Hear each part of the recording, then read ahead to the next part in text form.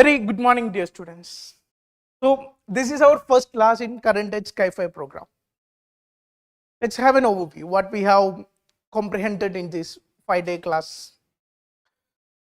First thing, this is regarding science and technology for prelims 2024. What we have done is, if you look at the previous year questions, mostly you have given the suggestions regarding this also. Like, if you look at where the questions are being mapped, most of the question you can see they are directly picked from developments, recent news articles from the science and tech column of the Hindu and Indian Express. So what we have done is we have listed all the articles from science tech that is being published in the Hindu and Indian Express, and to give a comprehensive touch we have took the monthly magazine Science Reporter also. These three sources have been completely analyzed so that we don't miss any of the news articles. So this program has comprehended all these sources from January 2023 to the recent times. That means right now we have one whole year content. Afterwards in April we will take one more session to keep up with the upcoming news that is in news during this time. So that is about sources. Secondly, we have designed, if you look at this previous year questions from science tech, I also told in the video, like this is kind of little bit easy questions. The easiness is not because the topic is easy. The easy is because the topics are directly picked from certain themes. Every year you are getting from these themes only. And these themes have some set limits or bounds in itself. We have divided the whole science tech into under 6 different themes. From general science we are having classes today. Next class we will be having related to space and astronomy. Then we have recent developments in emerging technology in healthcare, epidemics, biotechnology. Then last we have cybersecurity and security, other security aspects. So on this base we have 5-6 different themes on which we have divided whole questions that is coming from science and technology. All developments regarding these themes have been covered. This is the second part of our course program. Thirdly, we have a tool for revision that is in the form of flashcards. I've already uploaded the material in your WhatsApp channel or as well as the Telegram group. This is the material for the first class, that is from theme 1 general sciences. This material has been provided, around more than 100 slides are there. So what is the objective of these flashcards? Quite very simple. Usually it's painful task to revise the same material again and again. And many a time, first time when you're reading, you have some curiosity, you have some interest, you are learning something new. So it becomes still interesting. But one time after, 2 times after, it becomes a monotonous task. And if you have doing the monthly magazines of XYZ Institute, I'm not saying that these magazines are bad. They are absolutely good magazines. But the problem is you collect it for 15 months. It becomes such a huge material. 100 pages per month, even 100 pages minimum. It will account to 50 and 100 page, 2000 pages and all. And you have to revise it 5 times. That is really difficult things. So here we have arranged the whole material in the form of flashcards. That means you can just scroll through this material. This 100 slides from general sciences, you can scroll through within say 30 minutes, 40 minutes. So this is the whole objective of these flashcards, and everything is presented in an infographic manner so that it looks interesting, it looks colorful, it looks catchy, and whatever is important has been highlighted in this document. So the objective is it's provide you a revision tool that is a little bit beyond your conventional paper-based revision tools. And one more thing, like you can easily scroll through this in your free times also, like you're coming in metro, you're traveling to XYZ places. This is mobile friendly format, so you can put it in the mobile. Times when you have tendency to scroll through Instagram or other things, you can shift to this kind of flashcards. Not every time, you can still scroll Instagram for some time, but it provides an opportunity to keep hold on these things. So that is the 3 basic aspect. And classes, if you speak, we have 5 total classes right now. Then we will have updating classes in the April. 5 classes are scheduled. Today is the first class. Then 20, 22nd, 24th and 26th we will be having class.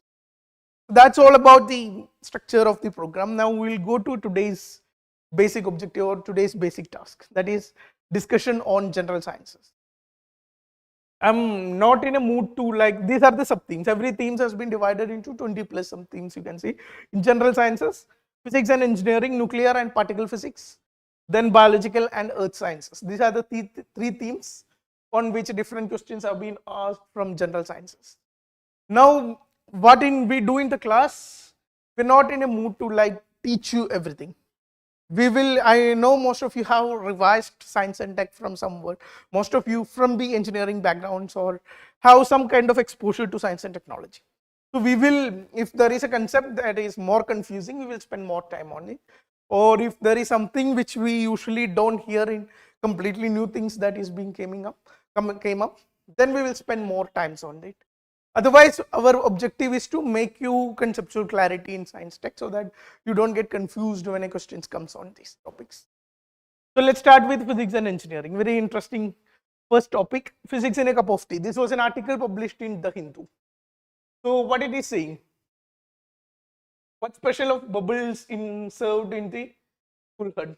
I think most of you in winter kulhad chai to piya hoga. So tell me why these bubbles are being formed.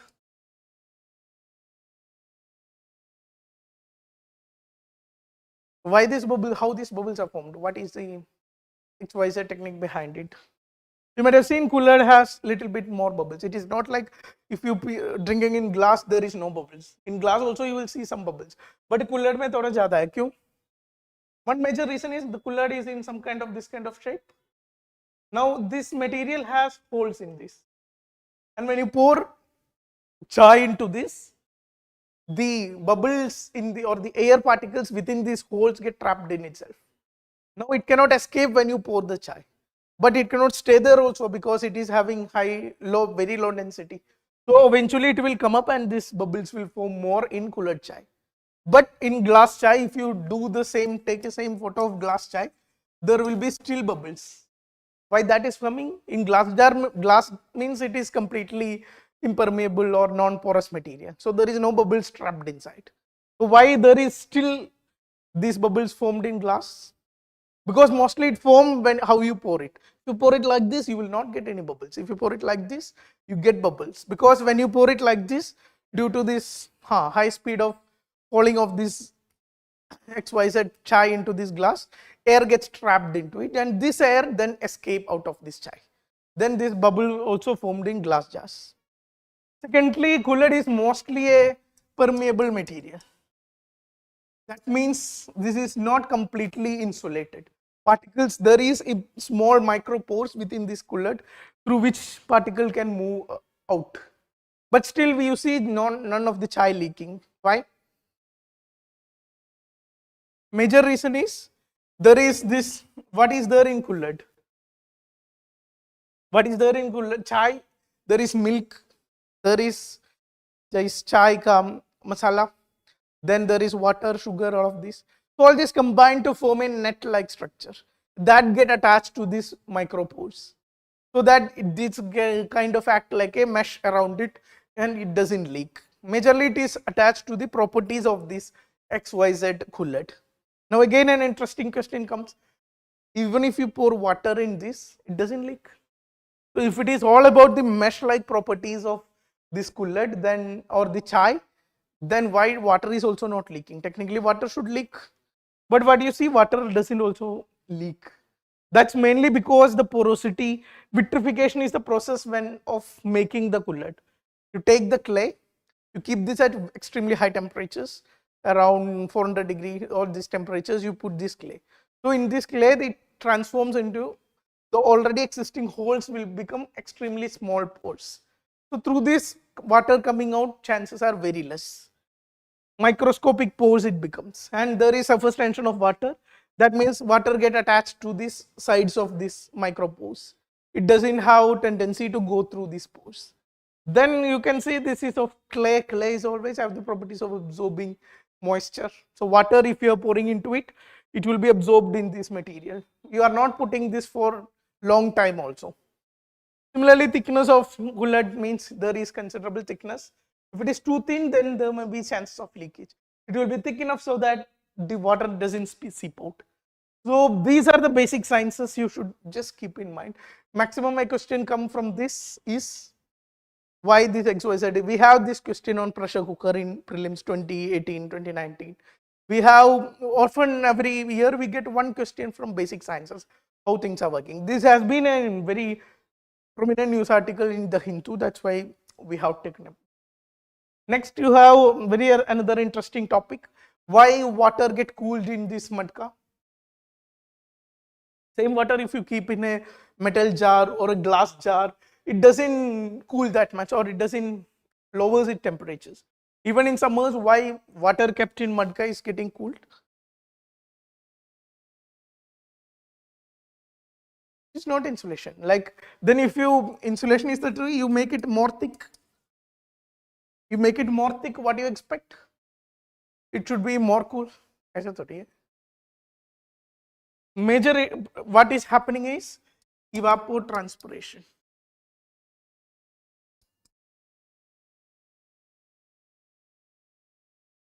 Similar to why we sweat. Why we sweat in summer?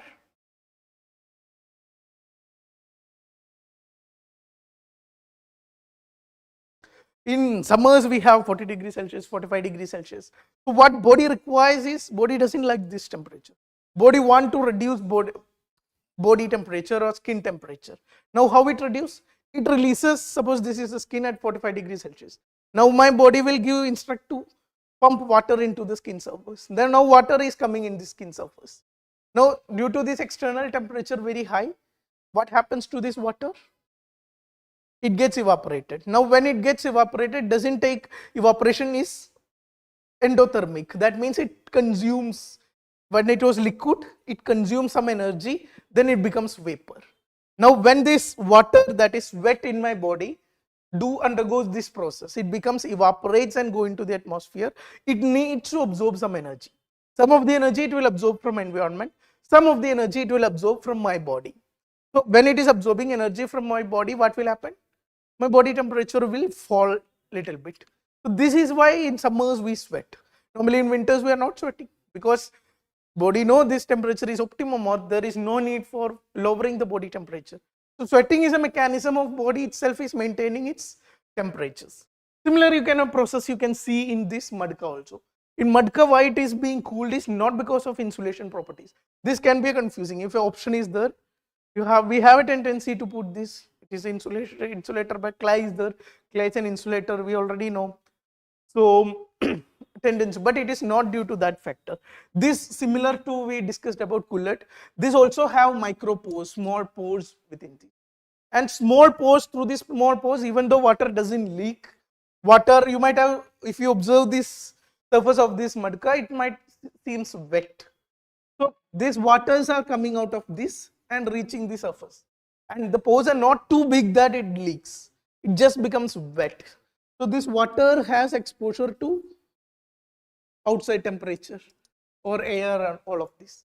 Now what happens, the same like sweating process happen here also. The water here, it get evaporates and go out.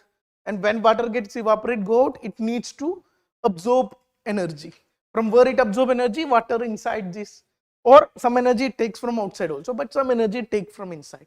Now whenever it takes energy from inside, the whole system cools. Now if you continue this for 1 hour, 2 hour, n number of hours, then it will have better cooling. Now if you look at this, if you take the same madka in winter, what will happen? It may a little bit cool, but in summer if outside temperature is 45 degrees, it will cool up to may 25 degrees, 28 degrees. It may cool in a huge difference you can see. In winters already temperature is say 20 degrees Celsius. Now the outside the water goes, the outside temperature is not good enough to take away this water. Even when humidity is also there, then there is no chance this water evaporates. So the evaporation process slows down considerably. So if outside temperature is 20, it may in winters it may cool to say 18 degrees Celsius. So overall it becomes ineffective in winters. In summers you can see it becomes very effective. More the evaporation is there, more better the cooling it will have. Go ahead. Viscosity. What is viscosity? Ability, viscosity measures how easily a liquid flows. If you look at this, water is said to have standard viscosity 1 centipose. Now compared to honey, honey is something that doesn't flow. That means its viscosity is very high. It is a measure of resistance to flow. So honey has considerably high viscosity. 12,200 centipose is the viscosity. Now what is the applications? Oil flows, oil have different viscosity. Every fluid has different viscosities. Why we are discussing this in detail? Volcano viscosity, because major reason is recently we have discovered, there has been news regarding discovery of a new fluid called superfluid. Superfluidity, that means the fluid has absolutely no viscosity. Now liquid helium is the fluid which is said to have no viscosity, zero viscosity. Now what is the property it will have when viscosity is absolute zero? Like it cannot be contained in a container. If you put it in a container, it has this tendency to go out of this container. So there is absolutely no resistance to flow for this. It is offering no flow with it. If you stir it, it may go on stirring for infinite number of times. Now this is having so much of applications in superconductivity. This is having so much of applications in different sectors. So viscosity is majorly a measure of resistance to flow. If the question comes, which of the fluids have highest viscosity, you should take the liquid with highest resistance to flow. If tar is or rubber is there, rubber is a viscous fluid. Despite being a solid, it is a pseudo solid, it is being called. High temperature, you can see this rubber melting and it shows some kind of viscous properties. So you should take those subjects which have highest resistance to flow. Now how much low it can go? It can go low up to zero. Liquid helium is the element that exhibits superfluidity or zero viscosity properties. How many forces, fundamental forces of the nature? How many forces are there currently? All forces of the nature we can divide under 4 different heads. That means 4 different forces we have defines the overall total number of forces or all the interactions happening in this world. Which are these 4 number of forces? Gravitation, electromagnetism, strong nuclear force and weak nuclear force. What can question come from this? A lot of questions can come. Either you can, some other force, electrochemical force will be added and you have to pick one which is not a part of fundamental force. Or the question can come, which is the strongest force? Which is the strongest force? Strongest force is strong nuclear force. That is the highest magnitude it is having. Strength is asked. You should always pick strong nuclear force. Now which is the weakest force? Weakest force is not weak nuclear force, gravitational force. Because gravitational, now range, if range is asked, this becomes completely opposite. Gravitation has range of like infinite. Throughout the universe it is having the range. Now what other forces, like strong nuclear force, even though magnitude is very strong, but where is its range? It is only few fermions. Within the nucleus of this atom we have this range. Or okay, what question can come? Which theory explains this? Like one of the most common theory, or you can say most established theories so far is, we'll have discussed it later also, standard model theory. Standard model theory, what you should, and we'll discuss it, there is slides regarding that, but basic you should know, it doesn't explain gravity. It explains only 3 forces. That is one of the limitations of standard model theory. Why it cannot explain, why it cannot expand to become a theory of everything. It gives out gravitation theory. Now you might have heard about Large Hadron Collider. What Large Hadron Collider is studying? Basically they are studying Higgs boson. Higgs boson also called as God's particle. What this Higgs boson is? Fundamental particle that gives mass, that gives the property of mass to different subjects. Now that becomes an attempt to bring gravitation also within the ambit of the standard model approach. Go ahead. These are a comparison between different all the forces. So gravitational force between different masses. So you might have heard this Newton's law of gravitation. We have this gravitational force equal to gmm by r square. What is gm? G is gravitational constant. M is mm is mass of two different masses, and r square is radius, no, distance between center of masses. So if you increase the center of mass, amount of gravity will change in exponential manner, in square manner. This is the weakest force, but its range is infinite. Mediator graviton is a mediator particle. Like what this fundamental standard model theory sees, every particle does need some kind of a force to interact and need some kind of a subatomic particles, and graviton is the subatomic particle of gravity, but it is hypothetical. There is no discovery of this happened. It impacts all matter. It is, I already told, these three theories are explained by standard model theory. Gravity is explained by general relativity theory of Einstein. Rolling governs all the astronomical objects on Earth, all follows this gravitation. All examples you already know. Electromagnetic force, where you can see this. Electromagnetic force is the positive negative. You have these negatively charged electrons, you have this positively charged nucleus of the atom. Now there will be an attractive force behind in this. This force is called as electromagnetic force. It can also be repulsive. If you take two electrons, two negatively charged particles, they can repel, or two positive particles, they can repel. This has both positive as well as negative aspects. So this force is called electromagnetic force. Now this is stronger force. There is also infinite range. It is transmitted through photon and electrically charged particles. All these examples you already know. Now we have strong nuclear force and weak nuclear force. Strong nuclear force, where it happened? It affects subatomic particles responsible for radioactive decay and neutrino interactions. Strongest of the force responsible for binding quarks together to form protons and neutrons holding the nuclei of the atom. So weak nuclear force, where you can see between subatomic particles within the nucleus of the atom. Strong nuclear force, you can see subatomic particles responsible for mainly for radioactive decay. Stability of the nuclear is handled by strong nuclear force, and within these subatomic particles are handled by weak nuclear force. Strongest one is the strong nuclear force. But both these have very small range, not like gravity and other electromagnetic, which have infinite range.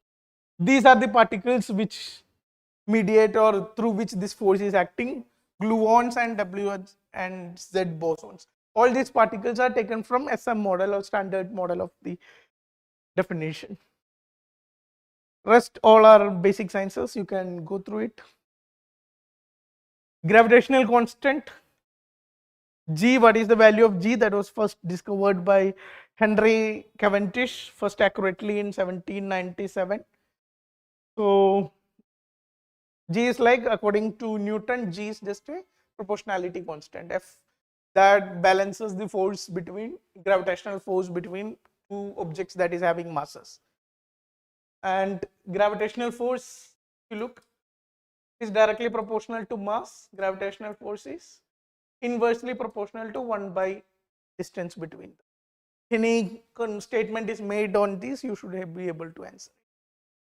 Now batteries have so much interest. Why? Renewable energy, their interest, their market is being increasing. We have these PLI schemes for semiconductors, for batteries. There is always a lot of government support also provided for batteries.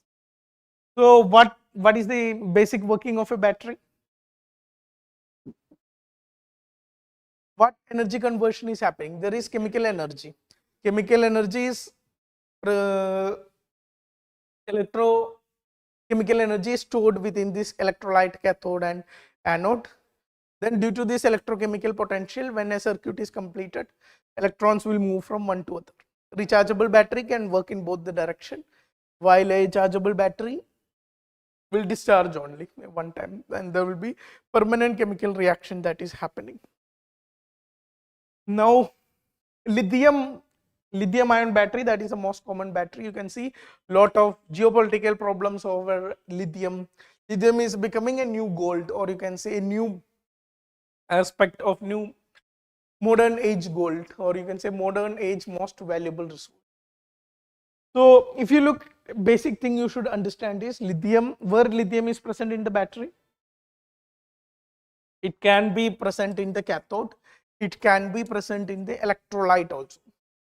Both the cathode or electrolyte it can present depending on the design of the battery. Lithium ion battery is also not one type of battery, it also have different variants within it. Depending on the variants, it can be presented electrolyte as well as cathode. Now, one thing you should understand from here is, if you look at, if you disassemble this battery, lithium ion battery in your mobile or other devices, lithium is not the highest quantity metal in this.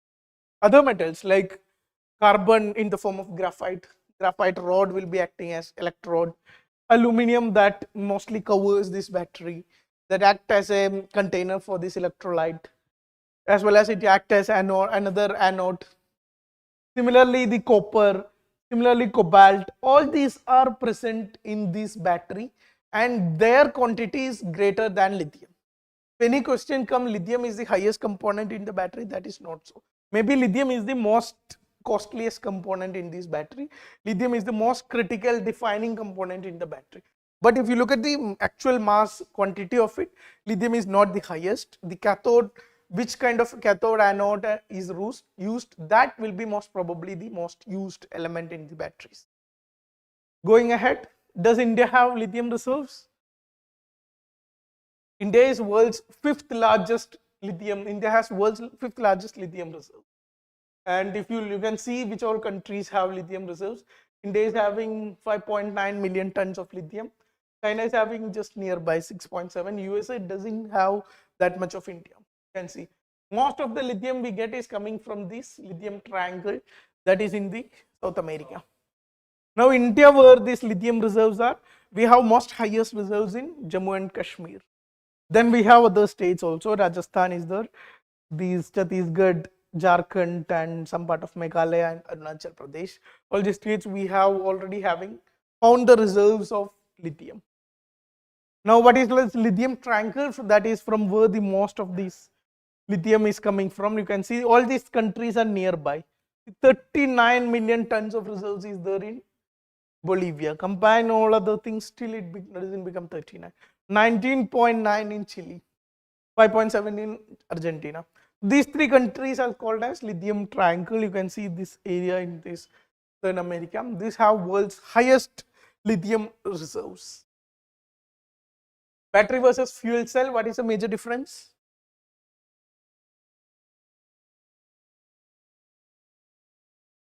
What is the major difference? Working principle. In battery, what happens? In both these, what is happening? Chemical energy is being converted into electrical energy. Now in battery, what is happening?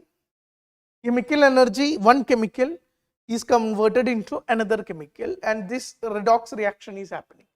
Or you can say redox reaction, that is one chemical compound is reduced into another chemical compound.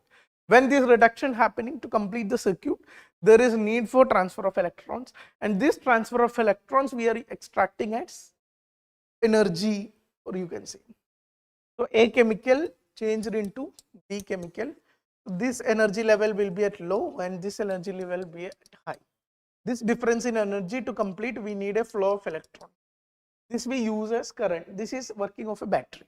In fuel cell, what happens is, it is also having same electrical chemical energy being converted into electricity, but here it is electrochemical reaction. That means mostly it is having a combustion reaction. That means there will be hydrogen, it will be combined with oxygen and you will get H2O.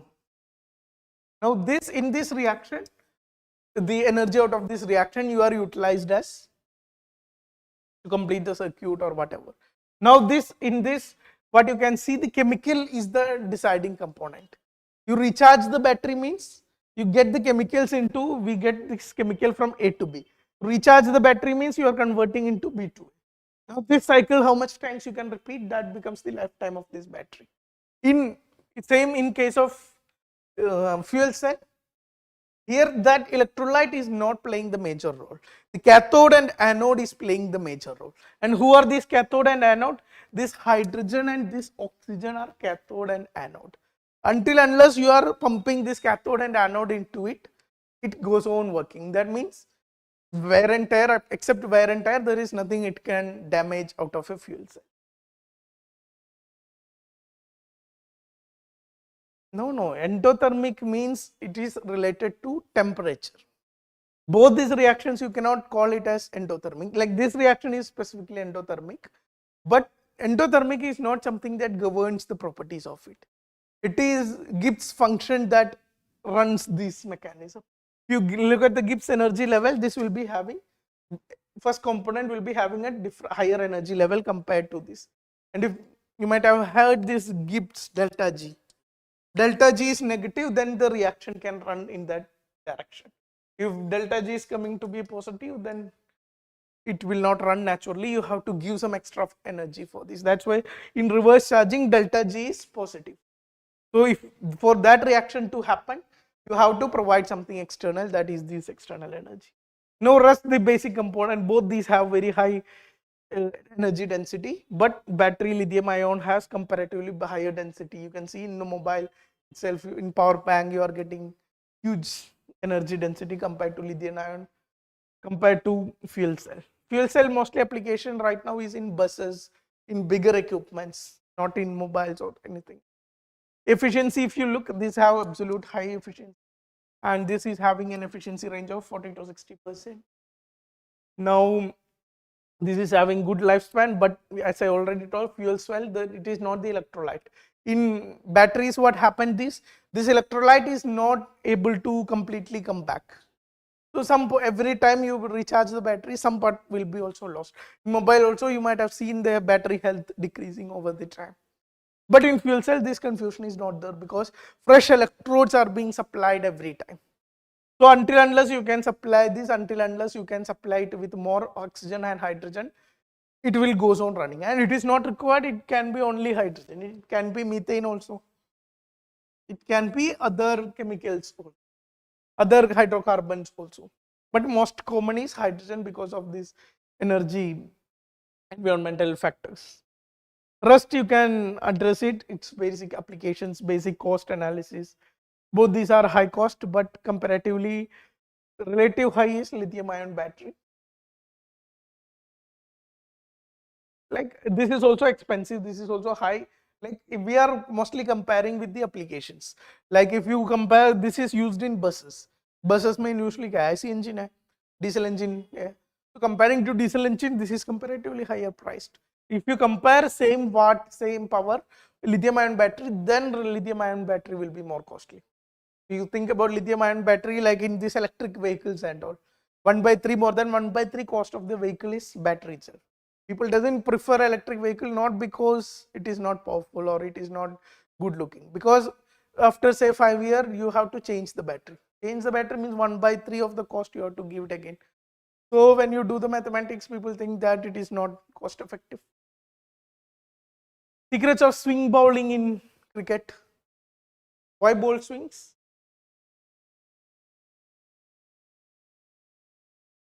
Yeah, few things you need to understand. Why a ball moves in one direction?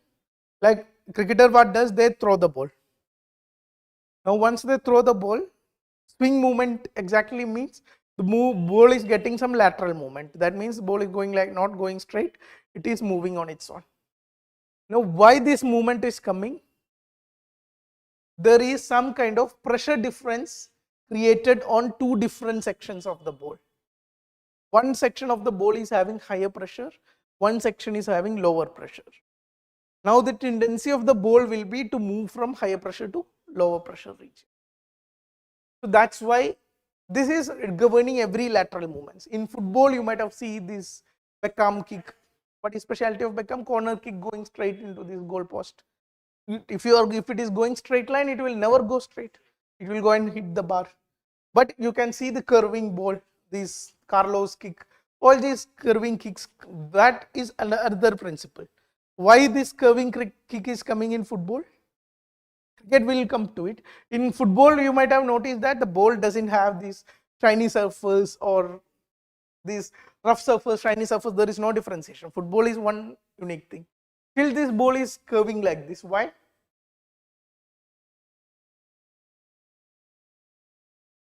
That is because of spin of the ball. That means, suppose a ball is going like this, they will give a spin. Ball is going in this direction. They give a spin in this attitude. Now what happens is, if it is spinning like this, it will take air from here and push the air here. So what will happen is, this area will act as a lower pressure region, and through which area it is spinning, that spinning area becomes a higher pressure zone. So there is a pressure difference created due to huge high spin of this ball. Now that that gives this lateral movement to this ball. Now higher the spin, you can get higher lateral movement. So footballers also they kick the ball in certain way that give maximum spin to the ball. Coming back to cricket ball. Now cricket ball has some add-ons to it. What is this add-on? What are these add-ons? Cricket ball has two different sides, especially test ball we are talking about, not the T20 or 50-50 ball. So in this test ball, what you can see is, there is a rough side and there is a shinier side.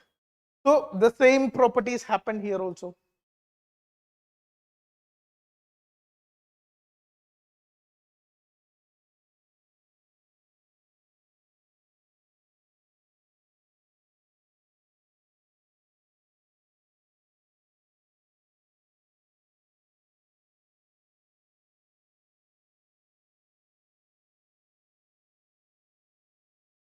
Yeah.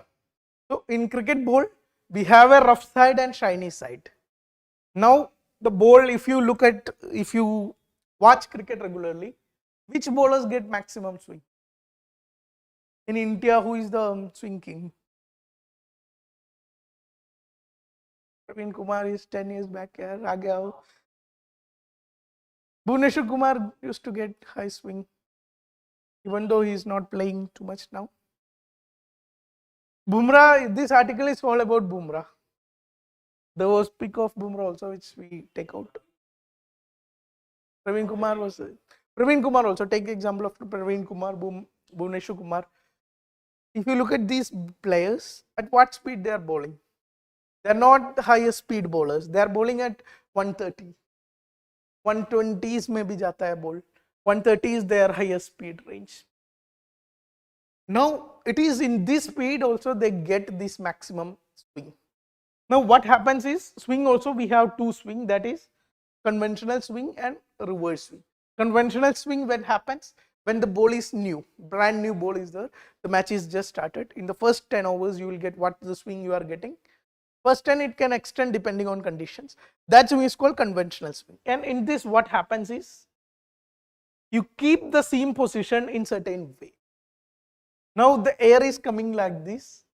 On one side you make sure that the most of the air going here are hitting the shiny side of the ball. Now when it is hitting the shiny side of the ball, it will have a very smooth flow over this. Now when it is having a very smooth flow over this, that what does it mean? That means most of the air remains attached to the ball itself, because its surface is smooth and you are guiding it, you are not allowing the seam of the ball to come in place of this air movement. So here this side, in shiny side, you have a laminar flow. That means you have a flow along with the ball, smooth flow. Now come to the other side. You are creating some disturbance here itself by aligning the seam in certain position. Now due to the seam, there is already some disturbances happening. Now when the air comes here, this is already a rough surface. More disturbances means there is tendency air will move away from the ball. That means there will be separation of the flow happening. Separation of the flow happening means here air will come like this, flow along with the ball to maximum end possible. Here it will come, due to this roughness, it will split away from the ball. So what is the end result? Here, due to the splitting of the air, there will be a vacuum or lower pressure created. Here there will be the pressure of air is maintained because it is a laminar flow. Now same process happen. Due to one side you have pressure, one side you have lower pressure, bowl will move in this direction. That means if seam is like this, then along with the seam the bowl moves. If seam is kept like this, that means it will go to the slip quadrant. If seam is kept like this, it will go to these stems. It will come from outside of stem to the stems. Now this will go for early 20 hours in test. If it is in England, it may go for longer time. If it is in India, it will go for very less time. Now what happens after the bowl gets old? Then comes the reverse swing. In reverse swing, what happens? The bowl is played for 20 hours, 30 hours, 40 hours. Then the bowl becomes rough on both the sides. It is not like this. It is already rough on both the sides. Now what happens is, you have this smoother side that is also rough to some extent, and you have this completely rough side. Now the same kind of flow separation happens in both directions. Now compared to here, there will be huge amount of turbulence happening. Now huge amount of turbulence will give some normalcy of pressure to this side. Here there will be turbulence similar to this. There will be higher flow separation in the shiny side this time.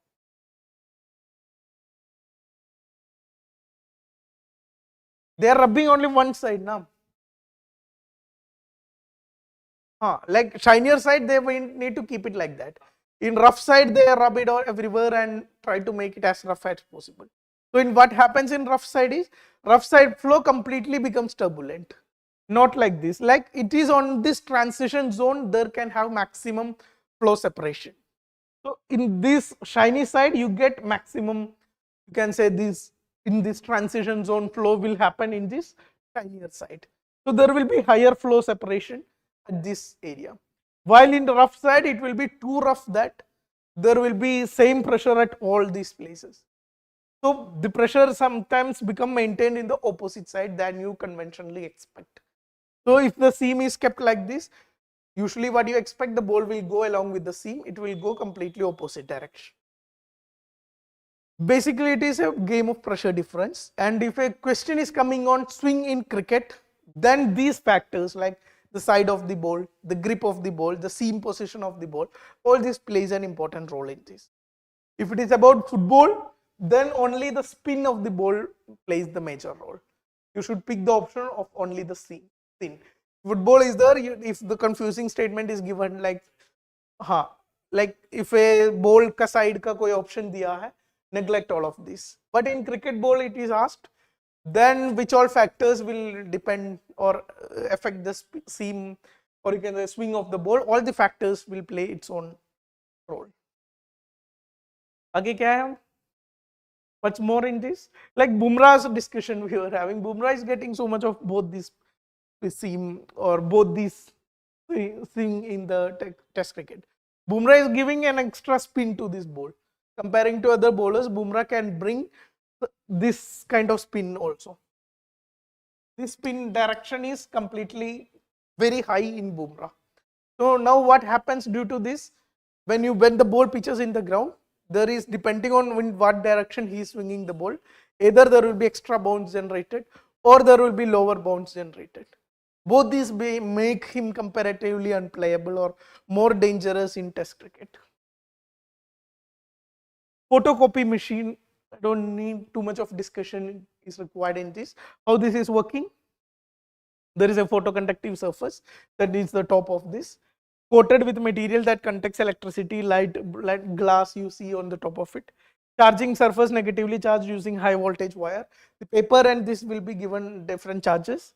Illumination light will be passed over this, and there will be a light reflection. Light reflected alters conductivity on lower plate. There will be a plate in this, depending on what shadows that is being casted, the conductivity of the material changes, and this changed conductivity will be applied using a toner.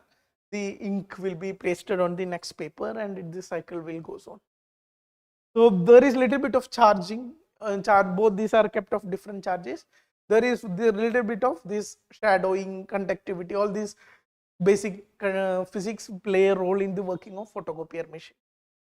too much discussion is not required. This is also very simple concept. What is SIM card? SIM card is something we put in the mobile. What is the purpose of the SIM card? It connects the device with this network operator. And according to this global system of mobile communications, every mobile device should only get activated through this SIM. Now we are getting eSIM recently. eSIM, you can see the most recent phones of Samsung, Apple, all these have the option of getting eSIM. eSIM means the SIM function will be already attached with this mobile. So these people are saying it have added security features, but there is a counter side also.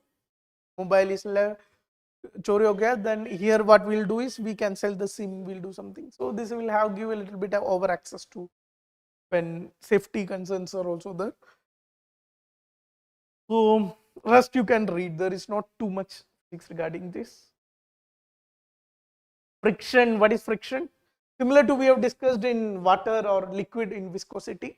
When two solid particles are moving against each other, the resistive force between them is called friction. And one property of friction is it is always against the direction of force. There is static friction and dynamic friction. Like suppose if I keep it like this, I push it a little bit, it is not moving. This force, why it is not moving? It is having friction. Now till the point it moves, how much force it can withstand.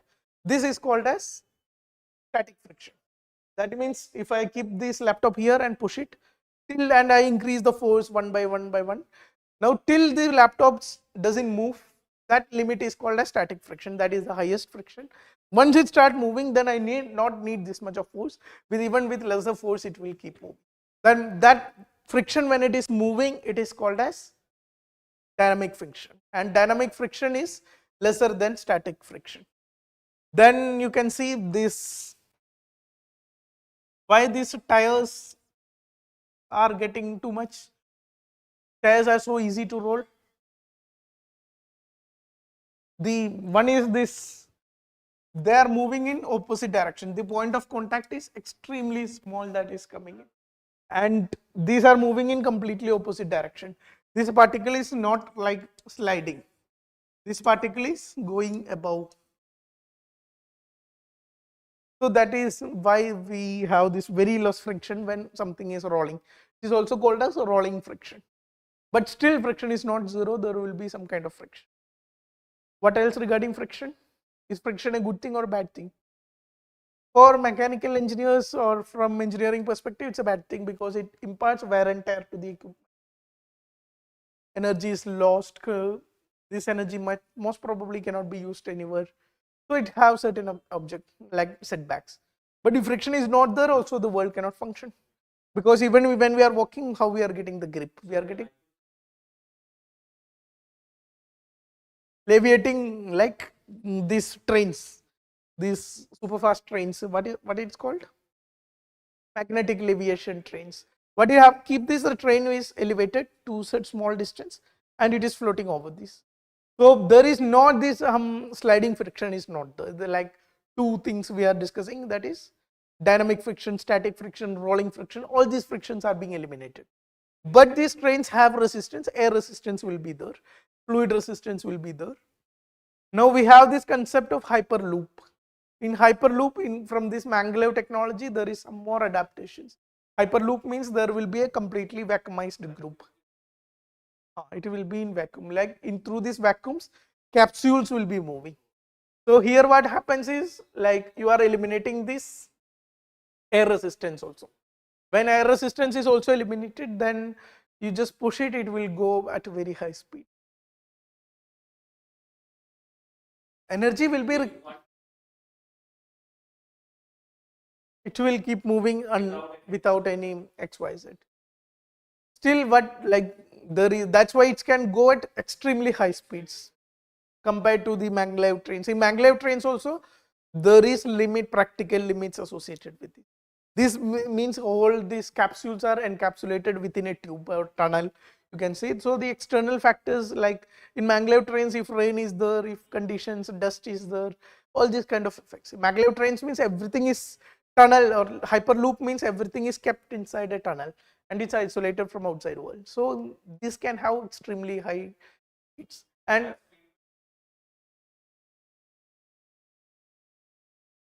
It is basic physics only. Force equal to mass into acceleration. Depending on how much force you are getting, how much mass you are having, you will have acceleration. You are having acceleration. That means it's, if you give a huge number of force, its speed will get on increasing to a limit. When this force is stopped, it will keep moving in this.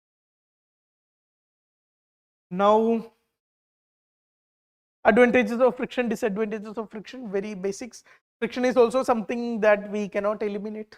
It will be there anyway.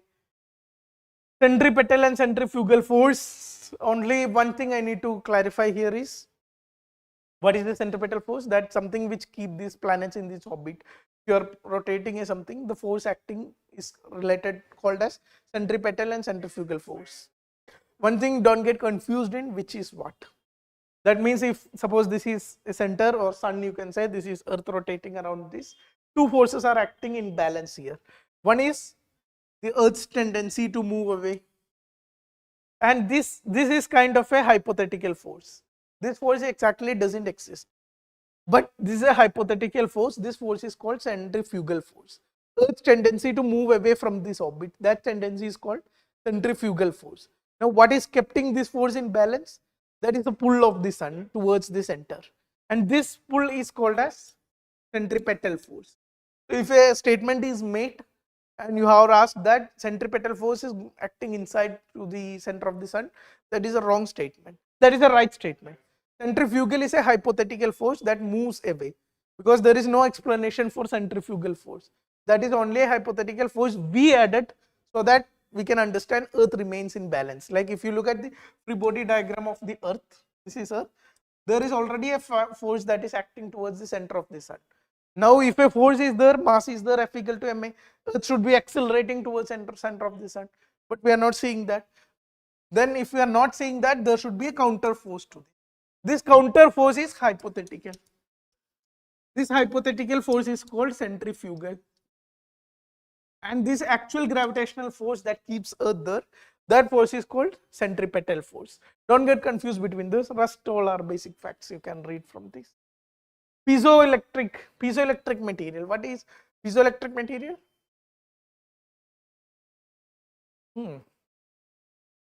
Something that senses pressure, something that if you give it a little bit of electricity, piezoelectric material means if you give a little bit of electricity to it, its shape changes. If this shape change is happening when electric field or electricity is being given to it, then that kind of material is called a piezoelectric material. So these are different, what happens, this is the normal shape. Now you apply a positive and negative to it, then it will elongate, or if you apply in the opposite direction, it will shrink. Based on the electric field that is created inside this, it will have changes in its shape. That is piezoelectric material. One of the most common piezoelectric material is quartz. Quartz watches, automatic watches, you can see n number of applications for this. In guitars, in TV, in remote controls, audio devices, everywhere the quartz is having application. A little bit more on how quartz is working in watches. What quartz does is, in watches you have this battery system attached to a quartz. Now what you want is, you want this movement to give 1 second to this second hand of the watch. That is what you want to create. And you want, if you put a motor, there is a tendency wo zyada jayega, wo kam jayega. That's why you cannot directly put a motor inside the wristwatch. Normally for any rotation motion, what we use, electric motor use karta. वो electric motor watch में काम नहीं कर पाएगा because it cannot works with this much of precision. And watch में इतना जगह भी नहीं है आपको मोटर डाल सकता है. You need some equipment that is not too much movement. कितना movement less कर सकते हैं उतना movement less करना है. So instead of motor, the electricity will given to a quartz crystal.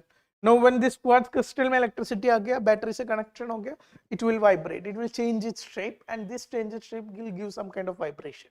Now this will be sensed into this microchip, or there will be a transmission mechanism to get this vibration movement transmitted to the second hand of this watch. Then that will give precise movement for this watch for n number of cycles. So that's why how it is being used in these watches, in this, all this, wherever you want to measure the time, in satellites, even in satellites you are using the same technology. Muus Low, what is Muus Low?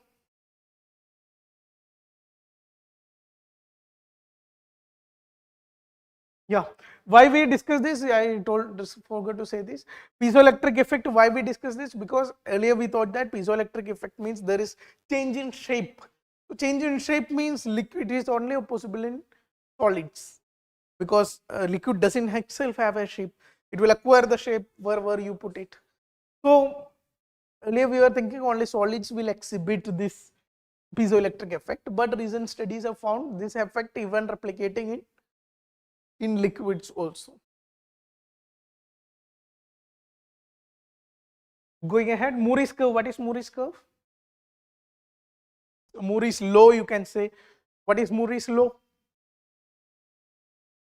It was a law regarding these transistors, regarding IC chips, and it was designed in 1960s. Then it was modified in 1970s. Objectively, what it is saying, observation that number of transistors in a microchip roughly doubles every 2 years. That means in the IC of your computer, in laptop, if you look at this, like now you can integrate this much of IC transistors in this. That means this much of memory card can have this much of data for simple understanding. Next 2 years, the technology will advance such that in the same can have a capacity to have 2 into times what you are having.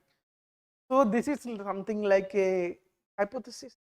It is not something follow hi karna hai. Lot of people contested Muri also. But if you look at the growth of electronics industry from 1970s to recent times, this is a rough graph, something we are seeing. It is absolutely following the Moore's law. Every 2 years, roughly, it is getting replicated. It is getting 2 times increase. Number of transistors within this chipset, or you can say this within this microchip. Now, recent times, this is getting flattened. Like this is not being able to replicate 2 times in every 2 years. 2 year is becoming 2.5 year, or 2 year is becoming 3 year. Now, why this is happening? We are coming up to certain limits. Now you see this mobile chipset like Snapdragon XYZ Gen 2, Gen 1, now Gen 3 is coming. Even Apple chipset M1, M2, M3, all these.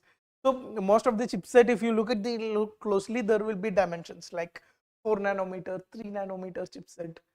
Now, what is our general logic? More smaller, it is more efficient and more better. More costly phone, if you took, its chipset will be less nanometer chipset. Now we are already operating in 4 nanometers. How much more will you reduce it? How much more you can reduce?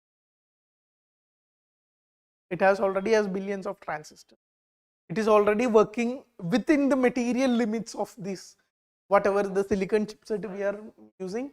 It is already operating within the nanometric scale of this silicon chipset. Silicon cannot go beyond smaller than a limit. So we are already operating in that limit. So there is limitations associated with it. Secondly, what we are doing earlier, what this whole Moore's law is based on, that transistors are made of silicon. Now what we are thinking is, can we go beyond silicon? When completely new material, like suppose quantum transistors came into existence tomorrow, the whole dynamics of Moore's law will be questioned or dismantled. It will not operate. So due to these both reasons, already we are operating at an extremely small levels. Already we are reached the materialistic limits of silicon. Then we are now, due to new materials, we are exploring transistors beyond silicon. So transistor beyond silicon, that may not be like more nanometer कम नहीं करना पड़ेगा आपको, 5 nanometre में भी efficient operation मिल जाएगा. So we are going against conventional ideas. So due to all these factors, what you can see is flaggering of this or straightening of this Moore's curve. We are not able to do this multiply 2 times in 2 years. Recently it been 2.5 3 years के around already पहुंच चुका है. It may flatten more in the upcoming years. Factors are these factors. If an option comes, these are the major factors playing a role. This is a very good interesting, because tantalum, we done this in workbook also. Tantalum, a metal that has been found in Satluj rivers, and Satluj river, you go and study the map of this. I haven't put here.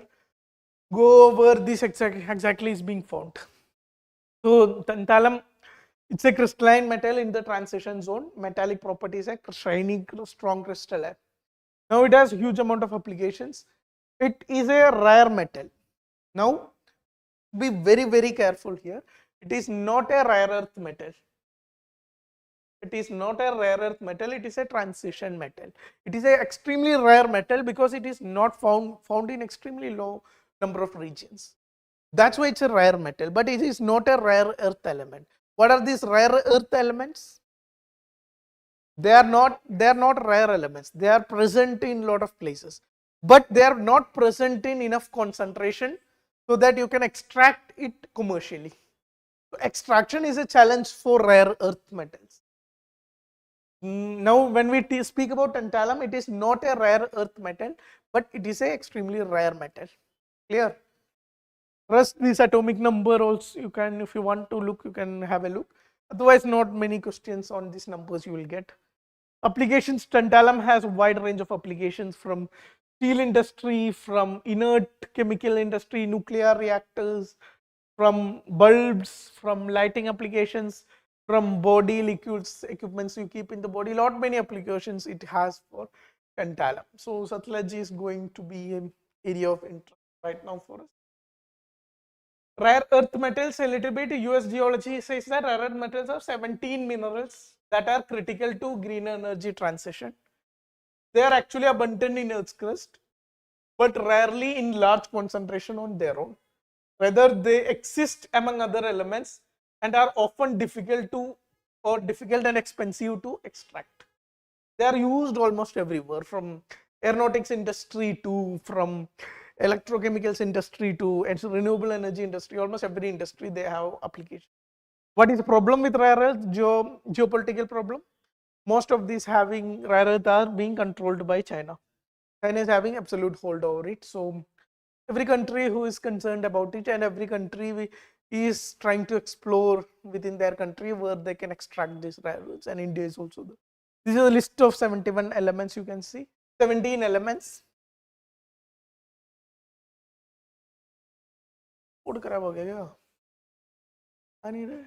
This is the periodic table. You can see the lower part, you can see the 17 elements. Feathering, this is an important topic. Not important, interesting topic. Feathering, what is in news? Because there has been some airline collapse, or you can say all these people unfortunately passed away. All the crew and flight members in this airplane passed away. It happened in Nepal. Now there has been study why this black box, all this study will happen on what exactly gone wrong with this airplane. Now what they have concluded is this engine was in a extremely difficultly, like strange feathering position. The engine wings, or you can see this propeller of the engine was kept at an extremely strange feathering position. That's why this, then the newspaper वाला article लिखता है feathering ही क्या होता है, हमको पता नहीं, हम पहली बार सुन रहे feathering. So what happens usually when air flight, do you have any more pictures? Suppose an air flight is going. Most airplanes in modern time have more than one engine. That means there will be two wings. You can see if you look at through the window of the airplanes, you can see 2 engines, 4 engines will be there in most of the Airbuses. 4 engines, 2 wings and 4 engines attached to it. Suppose एक engine खराब हो गया, या 2 engine खराब हो गया. Still the airfoil doesn't fall like this. ऐसे नहीं गिरेगा. It will still move like this. Even if 4 engine भी खराब हो गया, it still will not fall like this. अगर ऐसे गिरना है तो उसका velocity बहुत कम होना चाहिए. Until unless you have a certain speed maintained, वो उड़ने के टाइम ही engine खराब हो गया, गिर जाएगा, because it doesn't acquire the required velocity.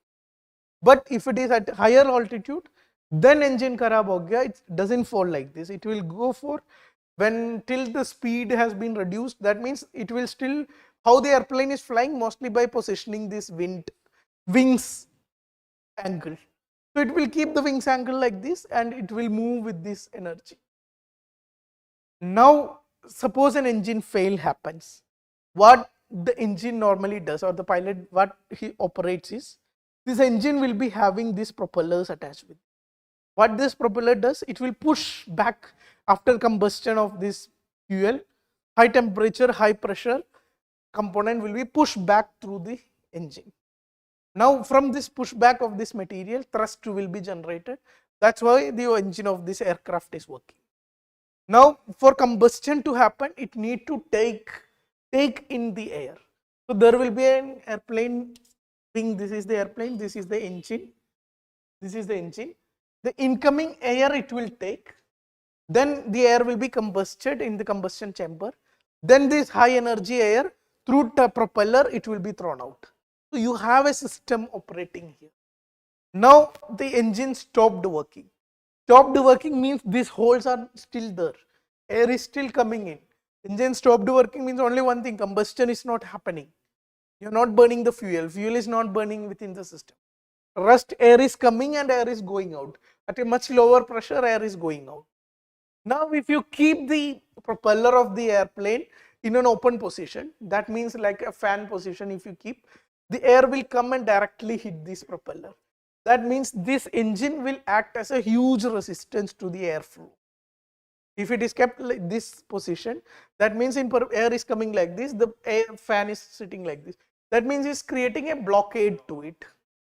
So to avoid this, anyway engine is not working, it is not giving extra thrust.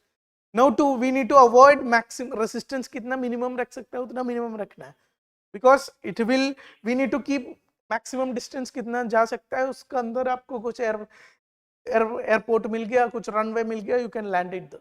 Even with all engine fail, airplanes have landed safely.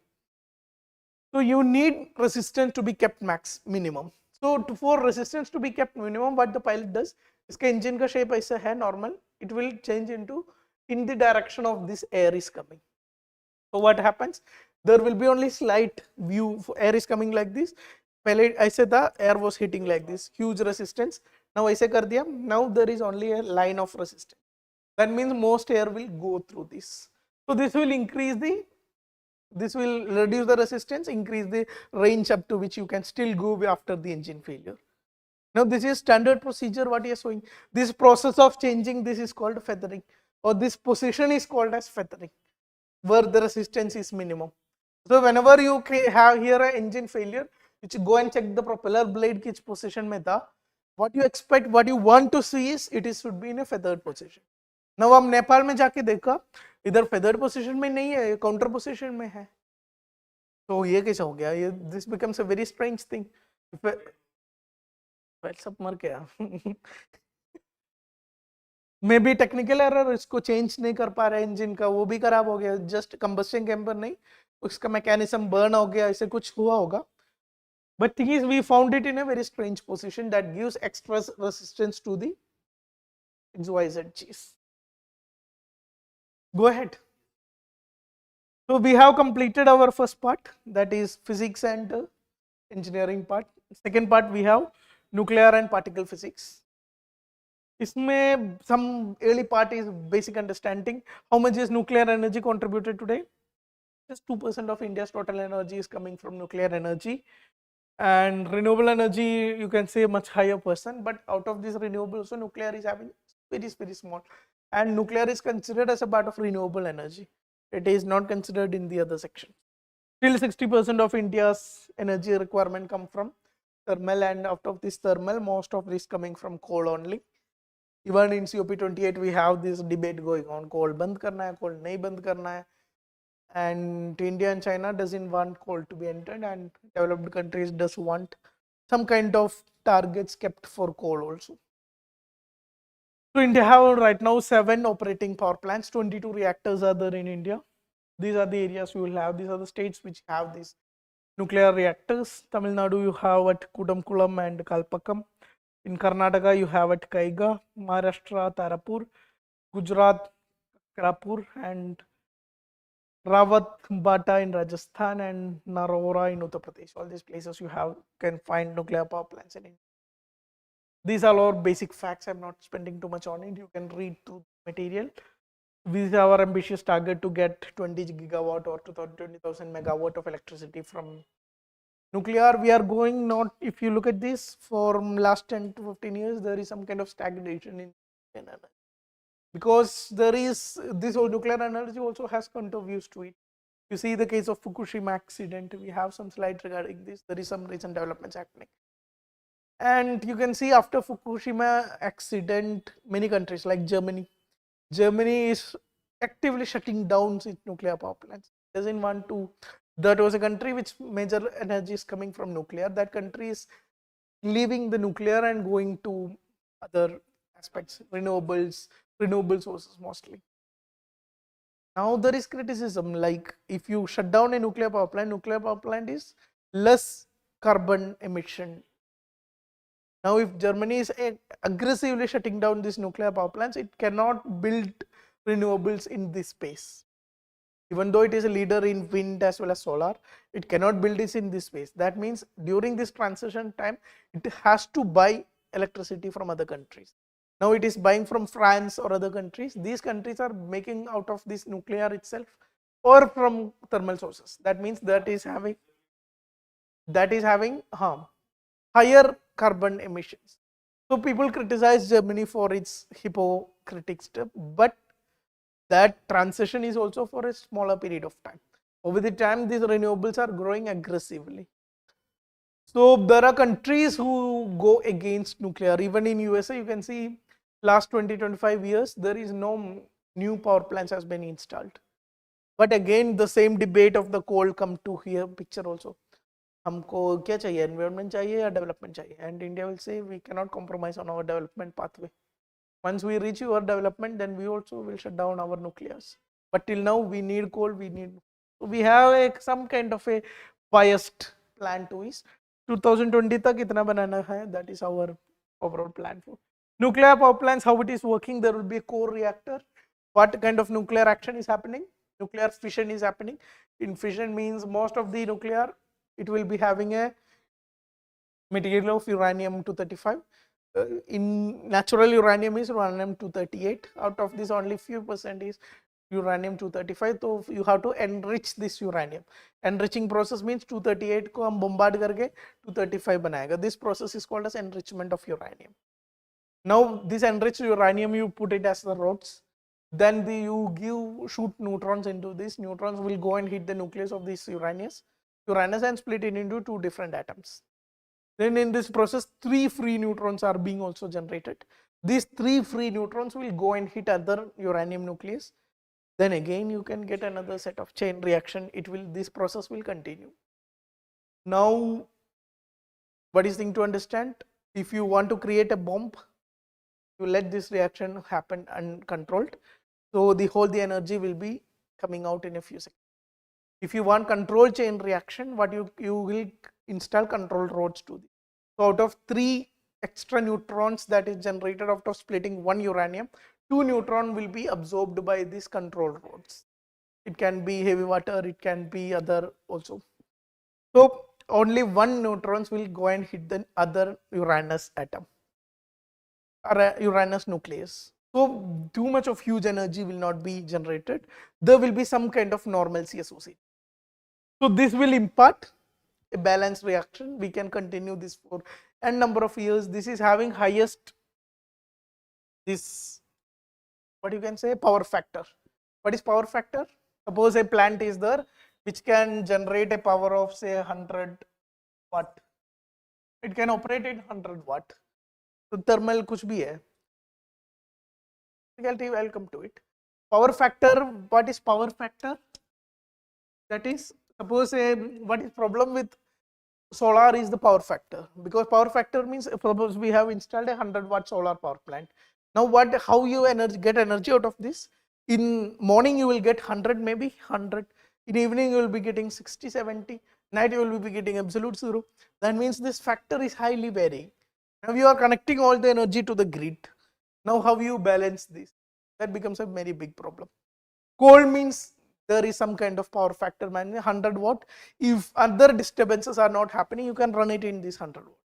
Now even compared to coal, nuclear has highest power factor, almost 1 power factor or 100% power factor. That means here there is no external factors playing a role.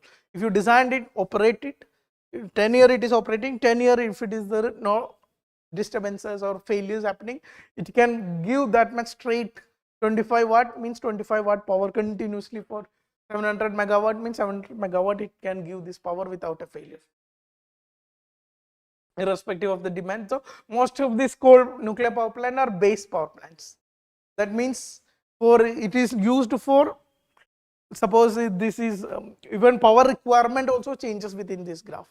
So out of this variable component के लिए nuclear नहीं use करेगा. Variable component के लिए we will use other renewables, wind energy, all of this. For static part we will use this nuclear. Even coal is used as static part. It also has high power factor, but the highest power factor is in these nuclear power plants. Now what you ask, criticality. What is criticality means? This continue, we told about one Uranus atom, neutrons coming and hitting, it splitting into two, 3 neutrons are being generated. Now 2 being absorbed, 1 hitting other Uranus, that is our plan. So if this is continuously happening, one uranium is splitting, extra 3 neutrons, 2 being absorbed, next going and hitting next, again the same process, again the same process. If this is happening in a sustainable way, that is called the criticality. The plant has achieved criticality. These are different parts of this. Reactor core is where we give uranium-235 or plutonium-231, where we insert this fuel into it. Control rods, the function is to absorb these excess neutrons we were speaking about. Mostly it is cadmium, boron, this kind of material will be used as control rod. Have you seen the Chernobyl? उसमें क्या हो रहा था, control rods failed in. So control rods अगर काम नहीं कर रहा है, then it will go on hitting and more number of Uranus and it will melt whole thing. In Chernobyl क्या happened? The core melted down. They have put all these control rods under complete control में रखने के लिए डाला था, but it was too late by then. By the time it had uncontrolled fission reaction chain happened, and the core, the temperature increased too high that the core itself started melting out of. That was happened in Chernobyl. Moderator slows down the neutrons produced during fission to sustain chain reaction. That means after a fission the neutrons are going at very high energies. इतना high energy होता वो न्यूट्रॉनियस को भी नहीं hit करेगा, वो किधर बाहर चले जाएगा या उसका कवरिंग में हिट करके स्टॉप हो जाएगा. So we need at a particular rate it should go and hit it. तो इसके लिए हम moderator use करते हैं. Moderator is what is water, sometimes normal water, heavy water or graphite. Coolant means it is like steam generator coolant, it will take away the heat from this reactor core. Sometimes water हो सकता है, heavy water हो सकता है, carbon dioxide, helium, ये सब coolant होके use करते हैं. Pressure vessel, steam generator ये सब मैं discuss नहीं कर रहे हैं, सब normal equipment है, you can read it from. India's program we have this 3-stage approach. First stage में natural uranium and second stage में we have this plutonium. It is also called fast breeder reactors. And third stage we have this fueled breeders. We will use thorium and all. Third stage हम पहुंचा नहीं, thorium. We have thorium is one of the good thing for India because we have this thorium reserves along our coast. Black sand is there in our coast. So once thorium start, Kerala coast it is. So once we start exploring this, then we will have abundance of resources. Uranium, we don't have that much of resources. From Kazakhstan, from other Australia, from Russia, all these countries, we are taking this uranium reserves right now. This is a comparison of first, second and third. I'm not spending too much. You can read this. Plutonium is there, uranium is there, and thorium is in the third stage. This is still an hypothetical research. Reactor is only being made. In these two, we have some kind of functioning reactors being employed. Why we are discussing all of this? One major reason is this Pakrapur Atomic Power Unit 4 achieves first criticality. Criticality against what is criticality? This chain reaction is happening in a sustainable way. That means you are able to absorb 2 neutrons coming out, and the one excess neutron you are able to slow down using moderator, and it is going to hit the next nucleus of this fuel material. So this is about Kakrapur, or what is happening at this Kakrapur. Why this is so much of important? Because this is the largest indigenous nuclear power reactor built by NPCIL. 700 megawatt is the power associated. This is the chain reaction we have been talking about. Barium and krypton is the two materials that is formed out of it. 3 neutrons are being generated and huge amount of energy is being generated. This energy we will use for all other purposes. Steam generator will be there that will take out this energy and run the turbine and get the electricity. Now there is a concept of small modular reactor. There is a micro reactor also. Micro reactor you can use in submarines, you can use in other applications, ships and all. That means only you keep the numbers in touch. Your usual reactor is large reactor, conventional reactor that you see big the buildings and all of this. That is 700 megawatt plus. Now small and modular reactor means 300, within 300 ranges. Micro reactor means within 10 ranges. So the numbers you keep in mind. Small modular reactor, what it happens is, what advantages it brings into picture is, it make this nuclear reactor investment very less, and make this nuclear reactor like adaptable for other locations like exotic locations, hill stations, all these areas also you can install these nuclear power plants. Now Fukushima is in news. Why Fukushima is in news? Because Fukushima started releasing this water. They have lakhs of tons of water they have stored after this Fukushima accident. Now they are saying that they have treated this water and they started releasing this water into Pacific Ocean. Now there is so much criticism against this. They are itself saying that deuterium, that is an isotope of hydrogen. Hydrogen usually have one proton and one electron.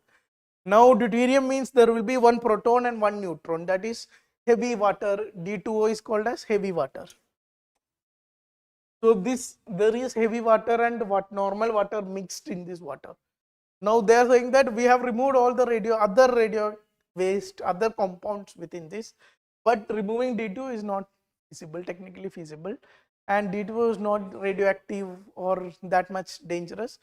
So this is very clean and we are releasing it. That is the stake of Japan.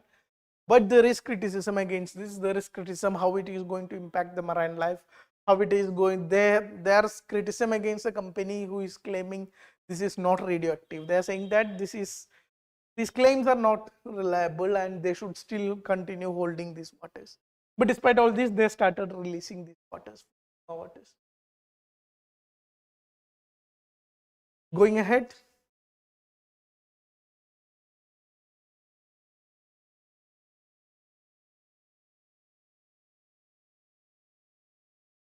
Manoj Meena, feathers velocity क्या है? Go ahead, feathering we already discussed, you just watch it again. So some kind of understanding, have a clear idea on what kind of currents, water currents are acting in this area. Why this is also important, because this way it carried away, this water get carried away in the whole Pacific Ocean and it can affect marine and other features in this whole region. Nuclear fission, nuclear fusion, what is the difference here? One big nucleus, unstable nucleus is being split into two different parts. You can see in nuclear fusion, a smaller nuclei, two nuclei is being combined to form a heavier nuclei. So mostly hydrogen, this is deuterium, this is tritium, that means heavier compounds of hydrogen. These are being combined together to form helium. That means helium is a compound having two protons. So why fusion is so difficult to achieve? Because you need we are speaking everything about at nucleus of this atom, and if you speak about nucleus, what is it? It is highly positively charged particles, subatomic particle. If you want these to combine, you need to bring these very close, when these very together. That means a positively charged subatomic particle having no mass, having very small mass, these two things should come very close. When they will come very close? When there is extremely high pressure and extremely high temperature, when too much of energy is given to this. So we don't have capacity to give that much energy to, if it is given to contain this much of energy, we don't have technology for controlling all of these variables. So that's why right now we don't have XYZ system for this. So that's why fusion is not feasible, or we don't see fusion power plants as nuclear fission power plants. But still developments are going on. This is a comparison between nuclear fission versus nuclear fusion. Again, basics, you can go through it. These all are about nuclear fusion. What are the use? What is the waste? One of the best thing about nuclear fusion is, in fission what happens is, when a bigger uranium split into krypton and baryon, there will be excess neutrons, excess energy. Along with that, there will be radiations also, gamma radiations, which are very dangerous. That's why we contained the whole Chernobyl area, even atom bombs ka issue bhi hai. But all these are eliminated in nuclear fusion. In fusion, when these combine, there is no radioactive emissions. That means you are having a much safer technology at nuclear fusion can do, which can produce a much higher energy. Unlimited in the sense.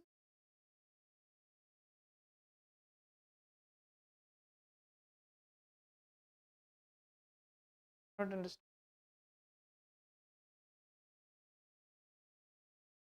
Till fuel is there, it will carry. When fuel is, it depends on how much fuel you are kept with there. In fusion is what is problem is we already told that we need extremely high pressure, extremely high temperature. Even we have done fusion reactions for an experimental basis. So in these reactions, the excess amount energy you have to give to create this excess high pressure and high temperature, this excess energy is comparatively too high compared to the energy you are getting out of this fusion reaction.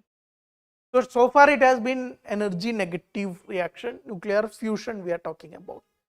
But recently there has been studies that they have successfully conducted energy positive nuclear fusion reactions. That means how much energy they are giving to make this state of high temperature and high pressure. They are getting more energy out of this. They are rebuilt. Now strong evidence unusual nitrogen 9. All these uranium 235, 238, what exactly are they? They are isotopes of isotopes of the same element. Now in nucleus, if you look at the big one players there, nucleus have two components, that is protons and neutrons. If number of protons is changing, then the chemical is changing or the element is changing. That means if proton is 1, irrespective of what is the level of neutron, it is still a hydrogen. When protons become 2 in the nucleus, it becomes helium. When 3 it becomes lithium, 9 it becomes lithium, sodium, all these elements. That is based on protons. Now in these isotopes you have different kinds of neutrons are changing, like hydrogen, normal hydrogen, that is 1 proton only. Now second type of hydrogen, deuterium, 1 proton and 1 neutron. All these are hydrogen, these are isotopes of hydrogen. What is the difference? Number of neutrons in the nucleus is difference. Similarly, people were studying at this nitrogen. Nitrogen was normally available in 14 and 15. Now we have discovered some 16 is also possible. Nitrogen 9 it is also called as nitrogen 9, another isotope with high number of proton to neutron ratio is also feasible. No, they have found it in some experiments on. It's not like abundant. Abundant is पहले ही पता चलता होगा. Nuclides means a particular nucleus ka state of affairs is called as nuclide. Nuclides, how much protons, neutrons are there. Now this is a comparison of different element. Like isotope, we already said, is a nuclide with same number of atomic number but different number of neutrons. Different neutrons, same number of protons, that is isotopes. Isotones with same number of neutrons but different atomic number. Isobars is there, isomers is there. Go through the definition, simple, not spending too much time. Now this is very important, we have created this image recently. What this image is all about? Whatever is the telescope, whatever is the Hubble telescope, James Webb telescope, whatever we have discovered so far, we are looking at the universe through the eyes of what? Through the eyes of electromagnetic waves. And this electromagnetic waves encompasses the whole spectrum. That is from gamma rays having highest energy to the smaller one, infrared, all these lower energy elements, X-rays. So throughout we can see this gamma rays emission. So it comes from pulsars, from neutron stars. Then there is black holes combination, kuch ho gaya. Then gamma rays emission we can see. Other parts we are seeing like James Webb telescope. It is majorly an infrared telescope. That means infrared region of this universe we are observing this. For all other telescopes India is launching, you can see some area of electromagnetic spectrum it will be focusing. X-ray polarimeter recently sending ISRO. So it is focusing, studying this universe from viewing the universe from X-ray electromagnetic spectrum. But one thing common to all of this is you are still seeing the universe from electromagnetic spectrum. If some disturbance is there, so that electromagnetic spectrum is not coming, then you are not going to observe it. That's why the concept of dark energy, dark matter, we will discuss in next class. These concepts coming into picture. Now this is the first time we have an image that is not based on electromagnetic spectrum, that is outside electromagnetic spectrum. This is completely based on neutrinos. Based on neutrinos, now you created a image out of it. Now you are viewing the universe through the eyes of neutrinos. Now what we can get from these, that becomes a point of interest. What more you can understand from the evolution of universe. We speak about the light years, all of this. Now light neutrinos banana padega. All these new possibilities exist. Scientists have produced an image of Milky Way not based on electromagnetic radiation light but on ghostly subatomic particles called neutrino. This is the first time we are viewing our galaxy in something other than light. What are neutrinos? We will discuss. Neutrinos, what are exactly neutrinos? Neutrinos are among universe's most surprising particles. Even when we put a hand like this, neutrino गिर गए. So there will be trillions of neutrinos passing through our air, through my hand. Electromagnetic spectrum के बारे में हम क्या बात करते हैं? Like suppose light is coming from sun, it is coming through atmosphere. Atmosphere में भी UV को पकड़ लेता है. That means UV को आने नहीं देता. वो कुछ भी आ रहा है सरफेस में हिट करेगा. कितने भी पावरफुल आ रहा है, गामा रेस आ रहा है, इसका कोर को क्रॉस करके कोई नहीं जा सकता. ये तो कंफर्म है. इलेक्ट्रोमैग्नेटिक में कुछ भी पावरफुल वेव्स है, it will destroy in the earth crust. Now neutrinos are something like they are not disturbed by anything. They will pass through even through the core of the earth. उसको फिर भी कोई मतलब नहीं. So these are one of the least interactive elements or least interacted particles you can see in this. Light electromagnetic spectrum, you can see photons. Photons interact with different forces. We can see this phenomenon of gravitational lensing. That happens when these photons interact with gravity. Usually then electromagnetic spectrum किधर भी ले लो photon impact करेगा बाकी सब चीजों. But neutrinos are something like very stubborn elements which doesn't care through which they are passing. Through almost every particles you can see, through even through the earth it can pass through. These kind of subatomic particles is neutrino. They rarely interact. They turn out to have small masses. पहले हम क्या सोचा था, इसको mass नहीं है. These are massless particles. But if there is a statement regarding mass of neutrinos, be very clear. Earlier our assumption was neutrinos doesn't have mass. But now recent studies has found that neutrinos does carry some mass. But again, interestingly, how much mass this neutrino carry, that is something we are unaware of. And neutrino has three different variants, that is electron neutrino, muon neutrino and tau neutrino. So these are different flavors, like we say positive charge, negative charge, like these are different flavors of neutrinos. We know these exist. We know there can be difference in masses in these. We know these have extremely small masses. All this being said, how much is their mass, we are still unaware. We cannot completely account what is the exact mass of these different flavors of neutrinos. So now this, when they are formed at the center of the sun. If Big Bang theory is there, they are formed during the Big Bang theory.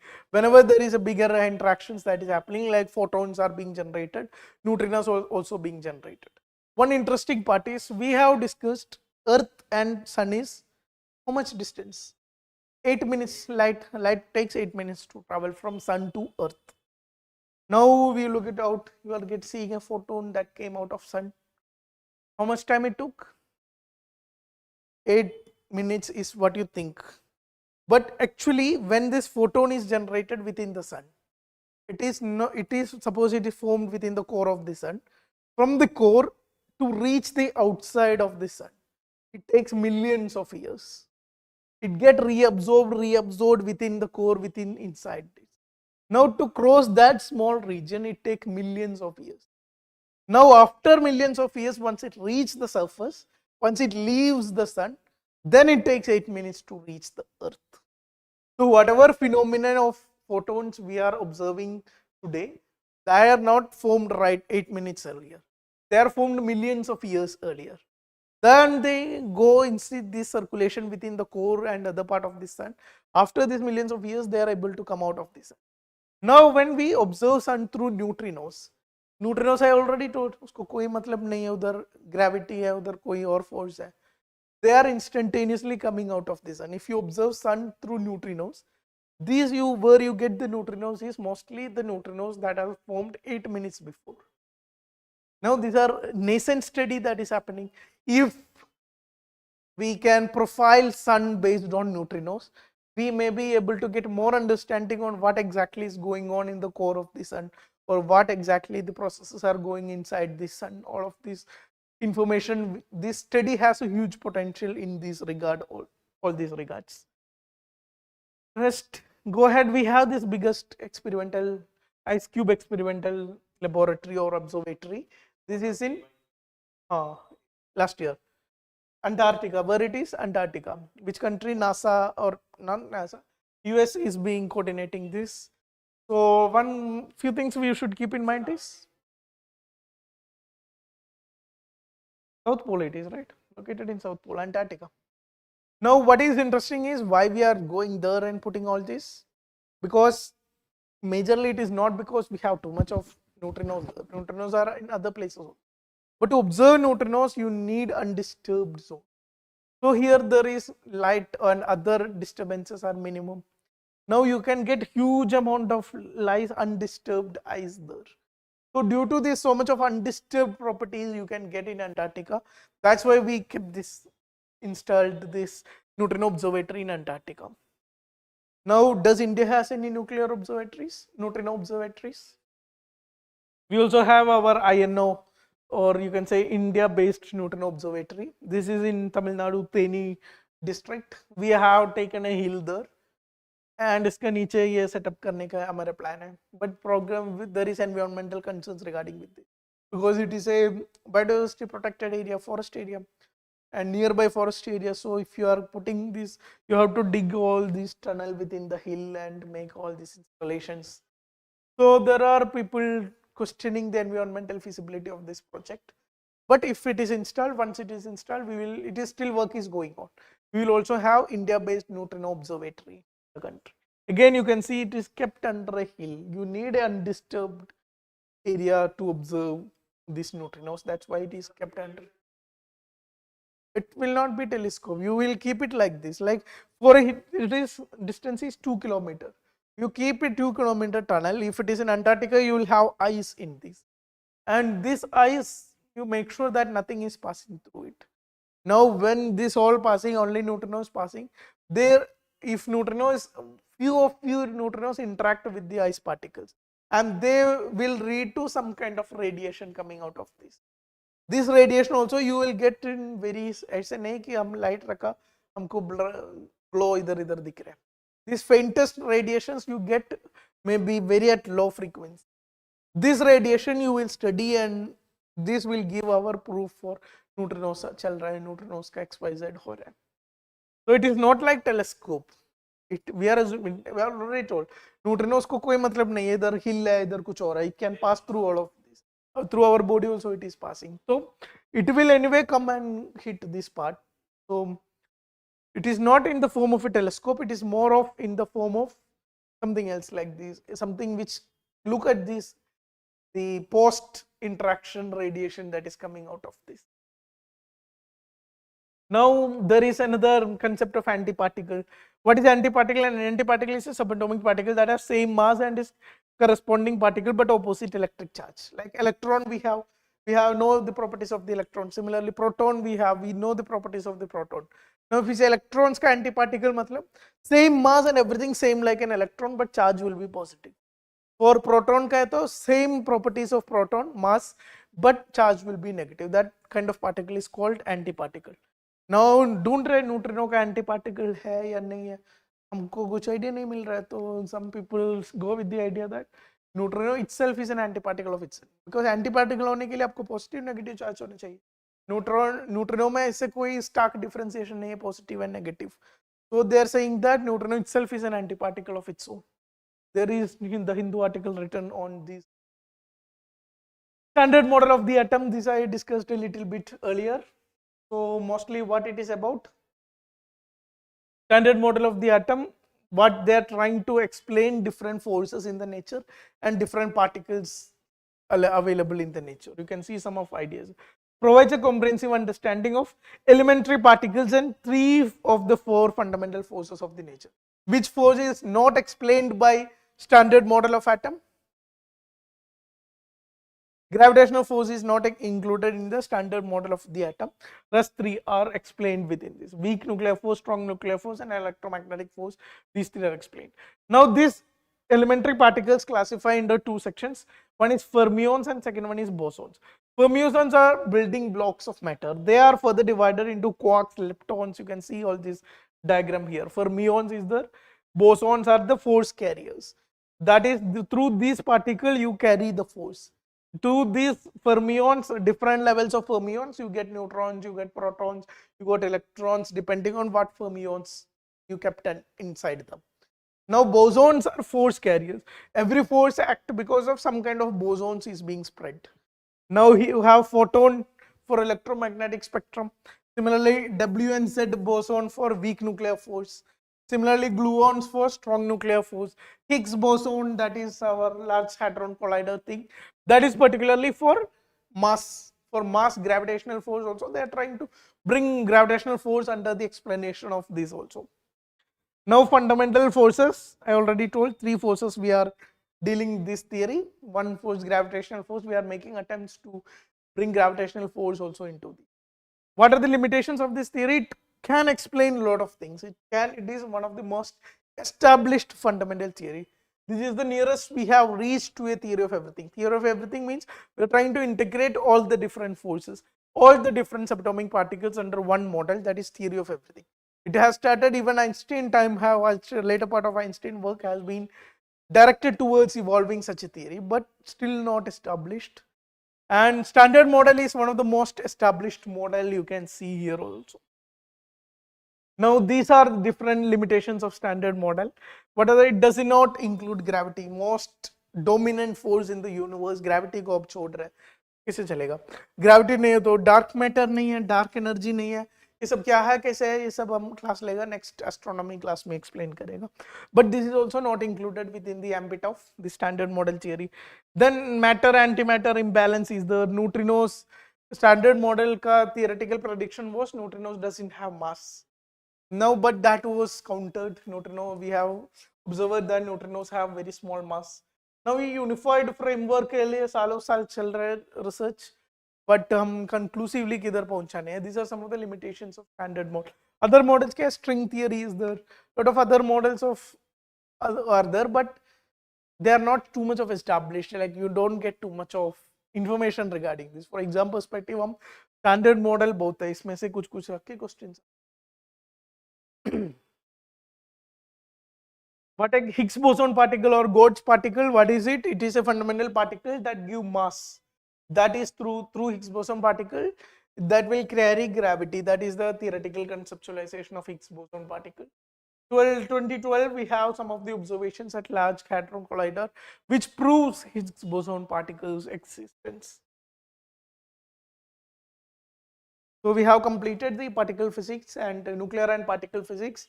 Physics and engineering, the first part also we have completed. We will come to the last part of today's lecture, that is biological and earth sciences. In biological and earth sciences, these are very factual things. I am not extensively not discussing this. So these are fossils show dismembered young dinosaurs in the belly of T-Rex. Or कौन है T-Rex? Tyrannosaurus Rex. You can see this. Internet गया तो Google Chrome में एक dinosaur आता है ना. That is a version of this T-Rex. So T-Rex is something like this dinosaurs. So there is some juvenile, that means younger age T-Rex का belly में से ये Centipus yearlings, that means a bird like species, duck like species का वो खाया है, then वो मर गया, then fossil हो गया. तो डिनोसर का फॉसिल भी मिल गया, ये बर्ड का फॉसिल भी मिल गया. So we have assumed that, but this bird is normally not eaten by T-Rex. So we are reaching a conclusion that ये लोग diet change करता है. They have diet preferences at younger age. smaller birds को कहा वो bigger age में bigger species को कहा वो. So people are scientists are concluding there can be some kind of these differences in their diet pattern. That is what they are concluding. Rest ये नाम सब एक बार याद करके रखो, factual informations. T-Rex का basic properties क्या है ये सब हम दिया है. This is the guy who jumps in Google Chrome. Oldest yet fossil discovered, a dinosaur fossil has been discovered in Rajasthan. We have this question in our workbook also. So this is the name of it. Thar Desert you can associate with this. If you get a statement like this on Tharosaurus indices, dinosaur is there, Saurus relate with this, Thar is there. So Thar Desert it is associated with the Rajasthan. Rest too much of factual question doesn't come. Oldest yet fossils of plant eating dinosaurs. तो India में उस time भी vegetarians ही था, dinosaurs भी vegetarians. तो सही है, राजस्थान अभी भी vegetarian. So these are the image of this. So go ahead. Dramatic fossil shows mammal attacking dinosaurs. So हमारा परसेप्शन पहले कैसा था, dinosaurs are like dominant species of the time, उसको कोई नहीं अटैक करेगा, वो सभी को जाके अटैक करेगा. We have this movie dinosaur Jurassic Park, उसमें भी क्या है, dinosaur is attacking everyone and it is not easy. Human जाके बहुत गन ये सब बना के अटैक किया, उस टाइम गन नहीं है तो बाकी कोई स्पीशीज डिनोसर को अटैक नहीं करता है. That was our perception. Now we got a fossil like this, पता नहीं कैसे ऐसा हो गया, but this fossil is showing that another species is also attacking these dinosaurs. So our understanding of dinosaurs may be थोड़ा change करना पड़ेगा. So a remarkable fossil discovered in northeastern China depicts a small barger-like mammal, Rhiponomus robustus. That is this guy. You can see here, attacking larger plant-eating dinosaurs, Casaurus Lugitanesis, whatever it is, about 125 million years ago, challenging the belief that interactions between mammals and dinosaurs were always unilateral, with the dinosaurs preying on this. Only thing is, you get the idea, then keep these theoretical aspects, factual information padh ke rakho. This is a very interesting article I seen. Could dinosaurs be the reasons why human can't live for 200 years? Again, I always refer to this Sapiens. What Sapiens is all saying, Sapiens the book. What Sapiens, the whole crux of Sapiens is only one thing. That means every characteristic trait we exhibit today. That means people, if you take a sample survey, most of the people love chocolate. Most of the people love sugary things. They know this is not good for health, but people love it. Why people love it? Because their genes are designed like this. Because their genes, there may be people who doesn't like chocolate. Because those who eat sugar, they get access to instant burst of energy. So if a risk come, a threat come, those who eat chocolate, they can run faster. They can have more release of energy in a faster way. So they escaped. Those who don't like chocolate, those doesn't have access to this excess energy. So they get died in the process. When they get died in the process means their genes are not being transmitted to next generation. In suppose 50-50 was there, next generation it will be 60-40. उसके बाद वो 70-30 हो जाएगा. So all our characteristic, we have interest for certain things. We doesn't have interest for certain things. Even our negative characteristic, we get anger, we get jealous, we get all other instinctive gestures. All these have relation to our genetic evolution. This is not something हम consider करता है ये पूरा मेरा में है. But these are all evolved over a long period of time. Why changing things are very difficult for you? Because this is not something that is peculiar to only you. This has been evolving for all of these years. Why avoiding sugar is extremely difficult. Still you get temptation when you see XYZ things, because our genes are programmed like that. So again, this concept have some meaning here. These are saying that maybe these dinosaurs have pretty long lifetime. Now they are attacking species. They were dominant species during this time. Now what happens if this kind of a species is ruling the earth? What happens to the genes of other species? Genes of other species will be tilted, or they will get engineered in such a way that their survival rate should be highest. And survival rate can only be highest if they can produce next generation faster. That means you cannot, if your lifetime is 200 years, in 100 years you are bringing up your next child, then by the time your life will not reach 200 years, उसका पहले आपको dinosaur आके खा जाएगा. So you need, if you need survival, you need to reduce your lifetime less than these dinosaurs' lifetimes. You need to reproduce faster. You need to have a faster life cycle too, so that you can survive against this threat. Maybe that time humans need the, whichever species is the, that species we are talking about. हाँ, कोई भी है. Now it is from those species of that time humans have evolved. हाँ. So our genes are also carrying the characteristic traits of those species that has been modified to counter dinosaurs. So they are saying that these species, their genes have been countered to survive the threat of dinosaurs, and how they countered is by reducing their lifetime. So that's why human lifetime also get constrained to this 100 years, roughly around 100 years. So they are giving some explanation for this. These are all things are not random. If you look closely, everything has explanations, underlying explanations, and people are exploring these. One factual information to interesting fact है, notice longevity bottleneck hypothesis. Whatever we have discussion so far, that का technical name है longevity bottleneck hypothesis. Okay. What next? Scientists identify new dinosaur species from footprints in Brazil. Again, just need to keep this name. This, if you come across this Parlovichnus rapidus, that means that is a new dinosaur species. That where we got it, that is by looking at these footprints in this Brazil zone. Again, dinosaurs का basics वो किधर रहता था. See here you can see.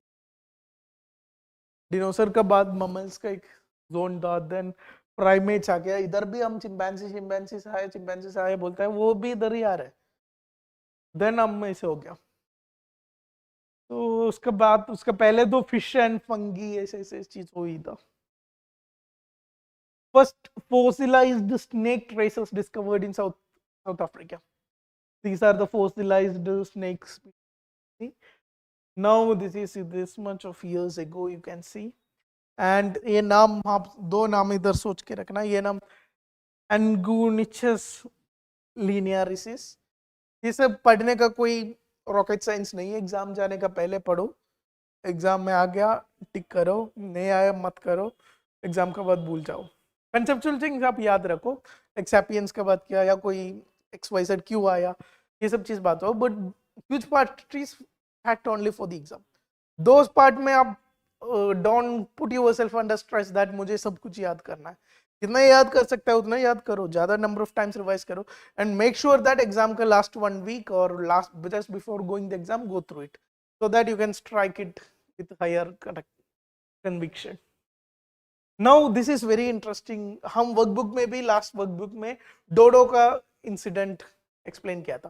That we will cover in the biotechnology section. Dodo में क्या हुआ, we have taken this Nicobar pigeon. Nicobar pigeon को लेके this Nicobar pigeon is relative of dodo. That means they have very similar genetic makeup. So we are trying to recreate dodo's genetical sequencing and genetical वो लेके आने के लिए कोशिश कर रहे हैं by taking the DNA of this Nicobar pigeon. Similar very interesting research that happened is, this is Tasmanian tiger. This has been extinct in 1891. Now more than 100 years, 120 years, 130 years हो गया. Now we have successfully recreated the RNA of this extinct species. Now this is a considerably huge achievement, because RNA हो गया, next time we will create next level DNA करेगा. Now if we DNA भी आप कर सकता है, then you can plant it in other species and try to recover them, try to bring back the species that has been extinct before. Very interesting development that is happening in this sector. We speak about 6th mass extinction. All these are like natural conservation का मतलब only ये नहीं है कि आप forest को conserve करके रखो. You should adopt technological, bring technology into this natural conservation. Similarly, this is some basics on DNA and RNA. What is the major difference? DNA, what is the function of DNA? You have genetic characteristics like मेरा skin color ये है, height ये है, hair color ये है, eye color ये है. These all are my genetic characteristics. ये सब information किधर store करके रखता है? That function is DNAs. Now skin का color है, this part of the skin is having this color. Now ये DNA का information इधर reflect कैसे होगा? Because the skin is produced at different part of the body. It is not DNA बना के skin नहीं बना रहा है. Skin is produced at different part of the body. Blood is produced in bone marrow. So from bone marrow में blood produce कर रहा है. कैसे blood produce करना है ये information DNA में रख रहा है. तो ये transmission उधर से information लेके इसको instruction दे दो. वो काम क्या करता है? RNA करता है. That is different RNA करता है. That is transmitting the information from DNA. DNA को split करके RNA बना के RNA will give the information ऐसे बनाओ, then my skin color will be this, height will be this, all these genetic properties get reflected into it. These are major functional difference between DNA and RNA. Then this is name, this is the bases. You can see ATCG here. Adenylin and last one guanine are same. Uracil and cytosine will be different in RNA. Here double helix structure will be there. Here single helix structure. Primarily this is found in the nucleus. RNA you can found in nucleus as well as cytoplasm. More stable DNA it is. This is only for this transmission function. So ये ज़्यादा time के लिए stable नहीं है. That all. Now Homo naledi. That means again a older species of human being. Chimpanzee से इधर पहुंचता है, इसका बीच में वाला आदमी है ये. तो हम क्या फाइंड किया? पहले हम सोचा था these are the just before Homo sapiens, Neanderthals. तो Neanderthals and Homo sapiens हम देखा है ये लोग बरी करता है बॉडीज को डिग करके उसको में डाल के डिग एक रेस्पेक्टफुल में. तो ये मैंने सोचा इसके लिए थोड़ा स्मार्टनेस होना चाहिए, एनिमल्स थोड़ी करता है, तो ये दो लोग करता है, इतना ही सोचा था. बट अब we have found evidence that Homo naledi they are also being doing the burial practices like this. And Rising Star Caves in South Africa, this is where we found this. We had a question on Denis Owens. So this में से question तो यही नाम से ही आ सकता है. So keep this in Rising Star Cave system. ये क्यों famous है? Because we have some evidences of this Naledi species of humans also doing this particular burial practices there. Again, these are the which all are the different species in the evolutionary cycle. बहुत ज़्यादा एक नाम पढ़ने का कोई ज़रूरत नहीं है, but just for your understanding, I have kept it there. Now these are another interesting fact. How do animals get their skin patterns? Comes from physics.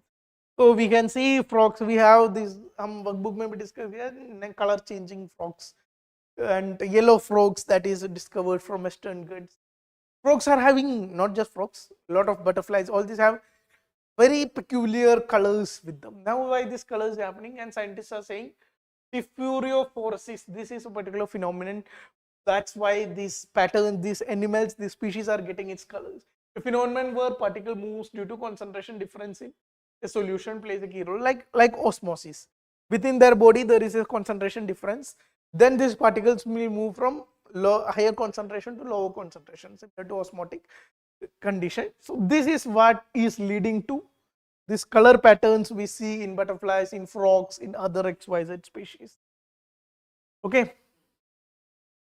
Turing's theory of pattern, if you want, you can have a look at it. Madagascar cave art hints at ancient connection between Africa and Asia. Obviously, this is, we have seen some cave art which shows, this is the name of the cave, Andrea Mamelo cave. This is in Madagascar, ancient cave system which shows some kind of connection, trade or other people to people connections between Africa, Asia and other different parts of the world. Now we have found a geoglyph in, where it is, Andhra Pradesh, Telangana, Mudichu Halapilli in Telangana. Now why it is interesting, we think that this is thought to be influenced the planning of megalithic burial sites. So it is 3000 year old, that means Indus Valley, nearly the Vedic age ka time. This is again a very interesting development. Relics of huge primordial collision reside in Earth's deep interior. So this will give some clarity on how moon is being formed, why moon is being formed. So according to our normal understanding, moon ऐसे चीज होना नहीं चाहिए. because these satellites crystallized at different locations. When they are crystallizing, when Earth is being formed, Earth क्या करेगा? Planets first thing they do is they clear their orbit. They clear their orbit means smaller particles इधर है उसको सब absorb करके अपना बना के रखेगा. Why हम प्लूटो को निकाल दिया? Because Pluto was not able to clear its orbit and Pluto was crossing over the orbit of other planets also. ये दो reasons से हम प्लूटो को निकाल दिया. All other planets में हम ये property देख रहे हैं सब everyone has cleared their orbits. Now if a planet is clearing their orbit then obvious है मून ऐसे सिस्टम नहीं होना चाहिए satellite, because if moon is there उसको भी पहले क्लियर करेगा, उसको इतना पास है वो तो. But we see 50-60 moons in Jupiter, in Saturn, all this. Now why moons are being formed, इसका भी रिसर्च चलता है. Now one of the possible explanation is we have another special object or another celestial body named as Theia, Theia. This come and hit Earth. And हम डिनोसर का extinction भी इससे relate करता है. And once they got hit on earth then some part get buried on with in the earth and some part get gone into some distance and they start rotating around the earth. That's how moon is being formed. That is a accepted explanation for the formation of moon. Now ये सब theory prove करने के लिए आपको क्या find करना है? अगर ये चीज बाहर से आया है then earth में क्या material है and इसमें क्या material है, there should be some difference because this may be formed at different form, different time with universe formation. ये अलग time में formulate हुआ होगा, earth अलग time में है, तो you should be able to find some kind of material evidence for this blob or this within the earth. Now people are saying that since seismologists have identified two large dense blobs in earth mantle beneath Africa and South Pacific, which remnants from catalytic event that formed the moon in 4.46 billion years ago. Earth का lifetime कितना है? 4.6 billion. It just happened when Earth is just formed, and Theia is the name of that celestial body that came and hit. And there is some kind of evidences that a new kind of two blobs are already existing within this Earth's mantle. So this is the most probable explanation for formation of not just moon, for satellites of other planets also. Now these are our graphical representations. You can go through this. Here you can see this blob sitting here. हम इसका study कर रहे हैं. Now what you can see? Where do the wild colors of domesticated silkworm come from? The vibrant colors of domesticated silkworm cocoons come from mutations in genes responsible for very factual information. You can see the cocoon color and all here. Echolocation. What is echolocation? Echolocation means sonar kind of working. What will have? They would emit a sound in one direction. Now whatever is reflected back, they absorb it, and depending on the intensity, direction, other properties of this returned thing, you will try to understand at what distance the prey is, at what distance the land is. Mostly bats and dolphins ये सब चीज use करते हैं, उसका fish को या prey को पकड़ता है. And ये सिर्फ डॉल्फिन नहीं, हम भी यूज करते हैं. सी सबमराइंस यूज कर रहे हैं. सबमराइंस का हाइट, लैंड कितना दूर है, ये सब चीज स्टडी करने के लिए. सिर्फ सबमराइंस नहीं, हमारा रिसर्च इक्विपमेंट्स भी ये लाइक सी फ्लोर मैपिंग सब कैसे करता है, ये टेक्नोलॉजी यूज करके हम करता है.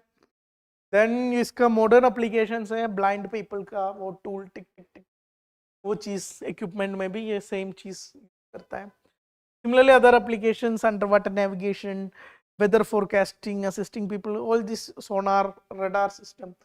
Radar means to get this flight ka. Sonar means same thing for underwater submarines and all of this. What is chiral Bose liquid state? Very quite a novel thing. Either be chiral Bose liquid state, don't get too much confused. It is a next, like normal we have gas, liquid, solid, three different phases. This is a completely fourth phase, quantum phase, or you can say उसको नाम है, उसका technical नाम है chiral Bose liquid state. Now technical definition, this is a novel quantum state of matter that occur when two semiconductor layers with unmatched electron and holes are brought close together under extreme conditions, causing electrons to freeze in a pattern and become resilient to spin changes and synchronized movements. So what happens is we have these semiconductors with holes and electrons and mass to holes and electrons. We are bringing them too close that these electrons get freezed within these. In these freezed electrons को ये state बोलता है, that is chiral Bose liquid state. Question में options में कुछ तो related to electrons है, then go with it. कुछ तो related to new state of matter है, go with this. Radiocarbon dating, very easy to think. What it is mainly used for, like हम fossil dinosaur का fossil discover कर रहे हैं, तो हमको कैसे पता चलता है ये डायनासोर इतना साल पहले है? We use radiocarbon dating. ये कैसे काम करता है? Because we have nitrogen 14 already existing in our environment, like atmosphere में 78% is nitrogen only. तो nitrogen हमारा atmosphere में है. Now from sun what happens is this sun is emitting not just photons, neutrons also. सन में से कोई neutrons आके ये नाइट्रोजन को हिट करेगा, this will be converted into carbon 14. Otherwise all the carbon which you see in earth is carbon 12. Carbon 12 is the most stable variant of carbon, isotope of carbon. Now it is when nitrogen is being hit by a neutron you get carbon 14. Now this carbon 14 को क्या होगा? वो CO2 हो जाएगा या CH4 हो जाएगा, उधर क्या केमिकल उसको अराउंड मिला, उसके वो रिएक्ट करके तो CO2 हो गया, तो प्लांट्स उसको अब्सॉर्ब कर देगा. Know plants will absorb and plants को कोई खाएगा, वो एनिमल्स को कोई खाएगा, फूड चेन में वो इंटीग्रेट हो जाएगा. तो कोई suppose here it is 10 ppm of, में अज्यूम्ड नंबर है, ऐसे कोई लॉजिकली करेक्ट नहीं होगा, 10 ppm ऑफ कार्बन 14 एटमॉस्फेयर में है. Every living species have carbon. Carbon, hydrocarbon is the living component. So every species will have some percentage of carbon within them. Now this carbon 14 is a radioactive carbon which having a half-life of anywhere it is given. Idhar hai? Yeah, 5730 years. That means if say 10 ppm carbon था हमारे पास, 5730 years बाद आप आके देखेगा, then आपको 5 ppm बचेगा. फिर भी again 5730 के बाद आके देखेगा, then 2.5 ppm बचेगा. Now if this species is living this much of years, then आप इतना देर बाद आके देखो, इधर 10 ही होगा if it is living species. When the species dies, उसका बॉडी में कितना कार्बन आ उतना में स्टक हो जाएगा, then it will not get intake of this carbon 14. उसमें मरने का टाइम 10 था, वो 10 में स्टॉप हो जाएगा, then it get fossilized. That means ये कार्बन 14 डीके होके चलेगा. then हम बाद इतना years बाद हम फाइंड कर रहे हैं, we will go and study the how it is the concentration of carbon 14. ये हम एक्सकवेट करके उसका लाइफ बताएगा. इसमें से आप इवन प्लांट्स का लाइफ बता सकता है, even animals, any species which have carbon, hydrocarbon he life है, तो एनी लाइफ स्पीशीज को आपको डेटिंग कर सकता है by using carbon dating. Non life species का नहीं हो सकता.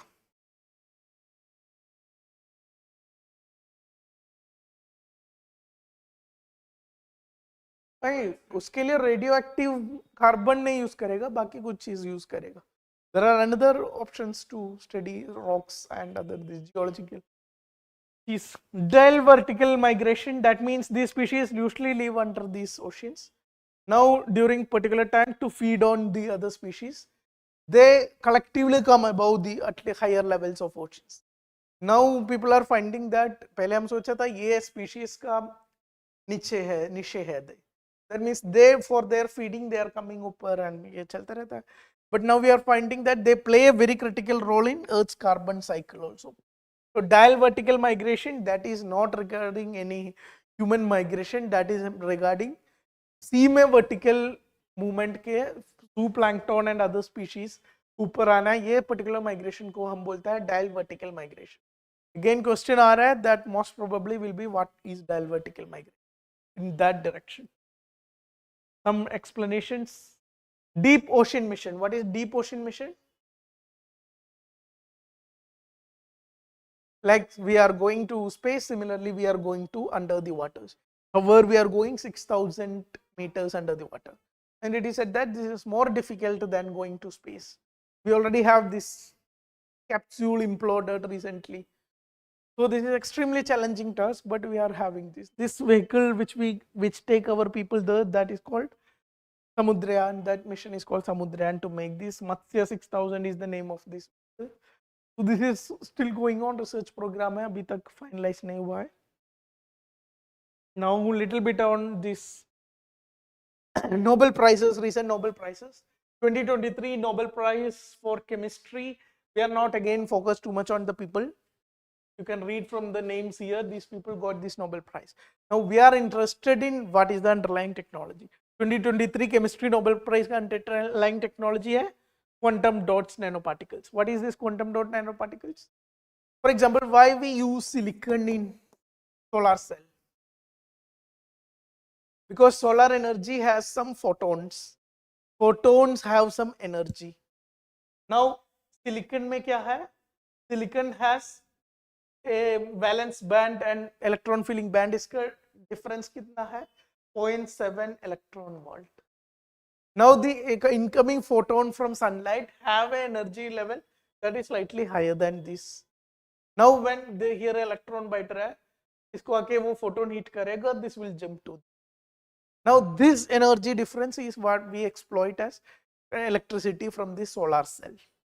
Now silicon use कर रहे हैं हम, most of the solar cell हम silicon ही देखता है और कुछ देखा ही नहीं. Silicon में different crystalline silicon different आता है, but everything is silicon only because silicon has the most relatable this difference in the energy band.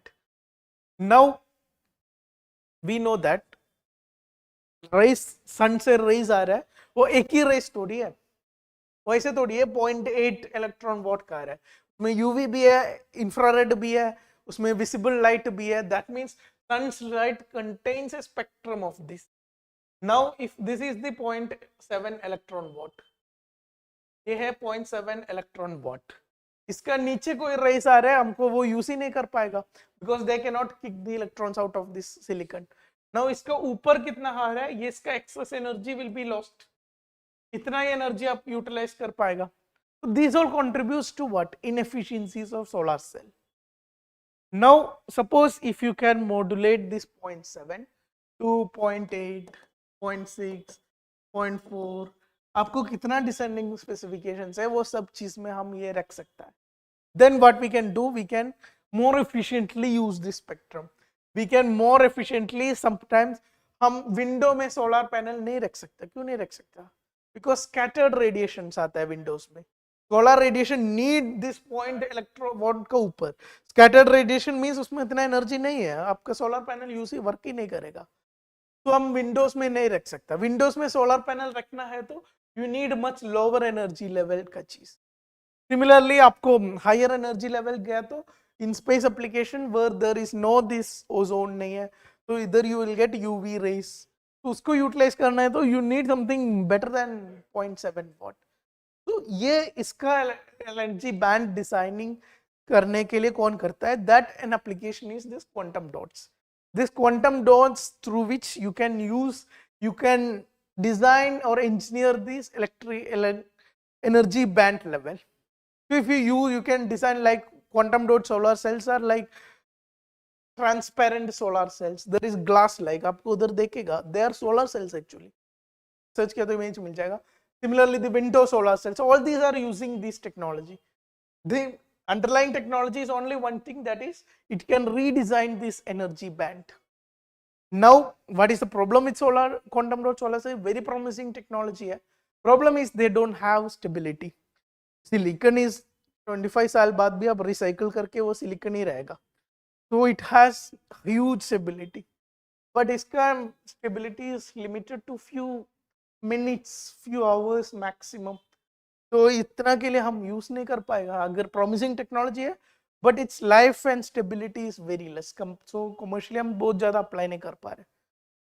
Rust you can read, these are different quantum dots. इसको ये नहीं, इसको बहुत ज्यादा applications है. This is in LEDs, in bioimaging, in photons for quantum communication, better and cheaper solar cell. Solar cell is one typical application. अब किधर भी सिलिकॉन या सेमीकंडक्टर इंडस्ट्री है उधर सब इसका यूज आएगा. So these are different applications you can see of quantum dot solar cells or quantum dots. Nobel prize for physics में ये लोग को मिला था, you can read about it. For what they have given, creating attosecond light pulses by shining laser light through a gas, making it possible to study rapid movements.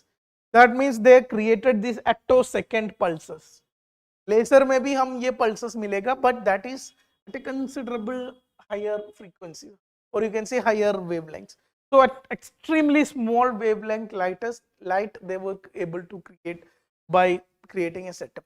Now इसका advantage क्या है, हम बहुत चीज ऑब्जर्व कर सकते हैं, electron microscope, ये सब चीज में इसका कैपेसिटी और इंक्रीज कर सकता है. These are other more details on the works for physics.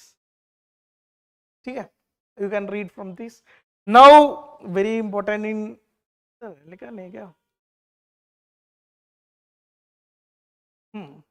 So what is in Nobel Prize in Physiology or in medicine that was given to 3 scientists for discovery of mRNA vaccines. Again, what is mRNA vaccines? We will have a very quick view, that is how it is working. Usually vaccines क्या करता है? So we have a comparison of vaccines. Yeah, this is comparison of different vaccines. Live attenuated vaccines, ये पहले वाला vaccine technology, इसमें क्या करता है, वो एक्चुअल वायरस को पकड़ के आपका अंदर डालता है. तो इसमें क्या होगा, like if it is attacking you at a concentration of 100, you will be poisoned. तो 100 concentration में नहीं रखेगा, 10 concentration, 5 concentration में, at very small level you are getting exposed to actual virus.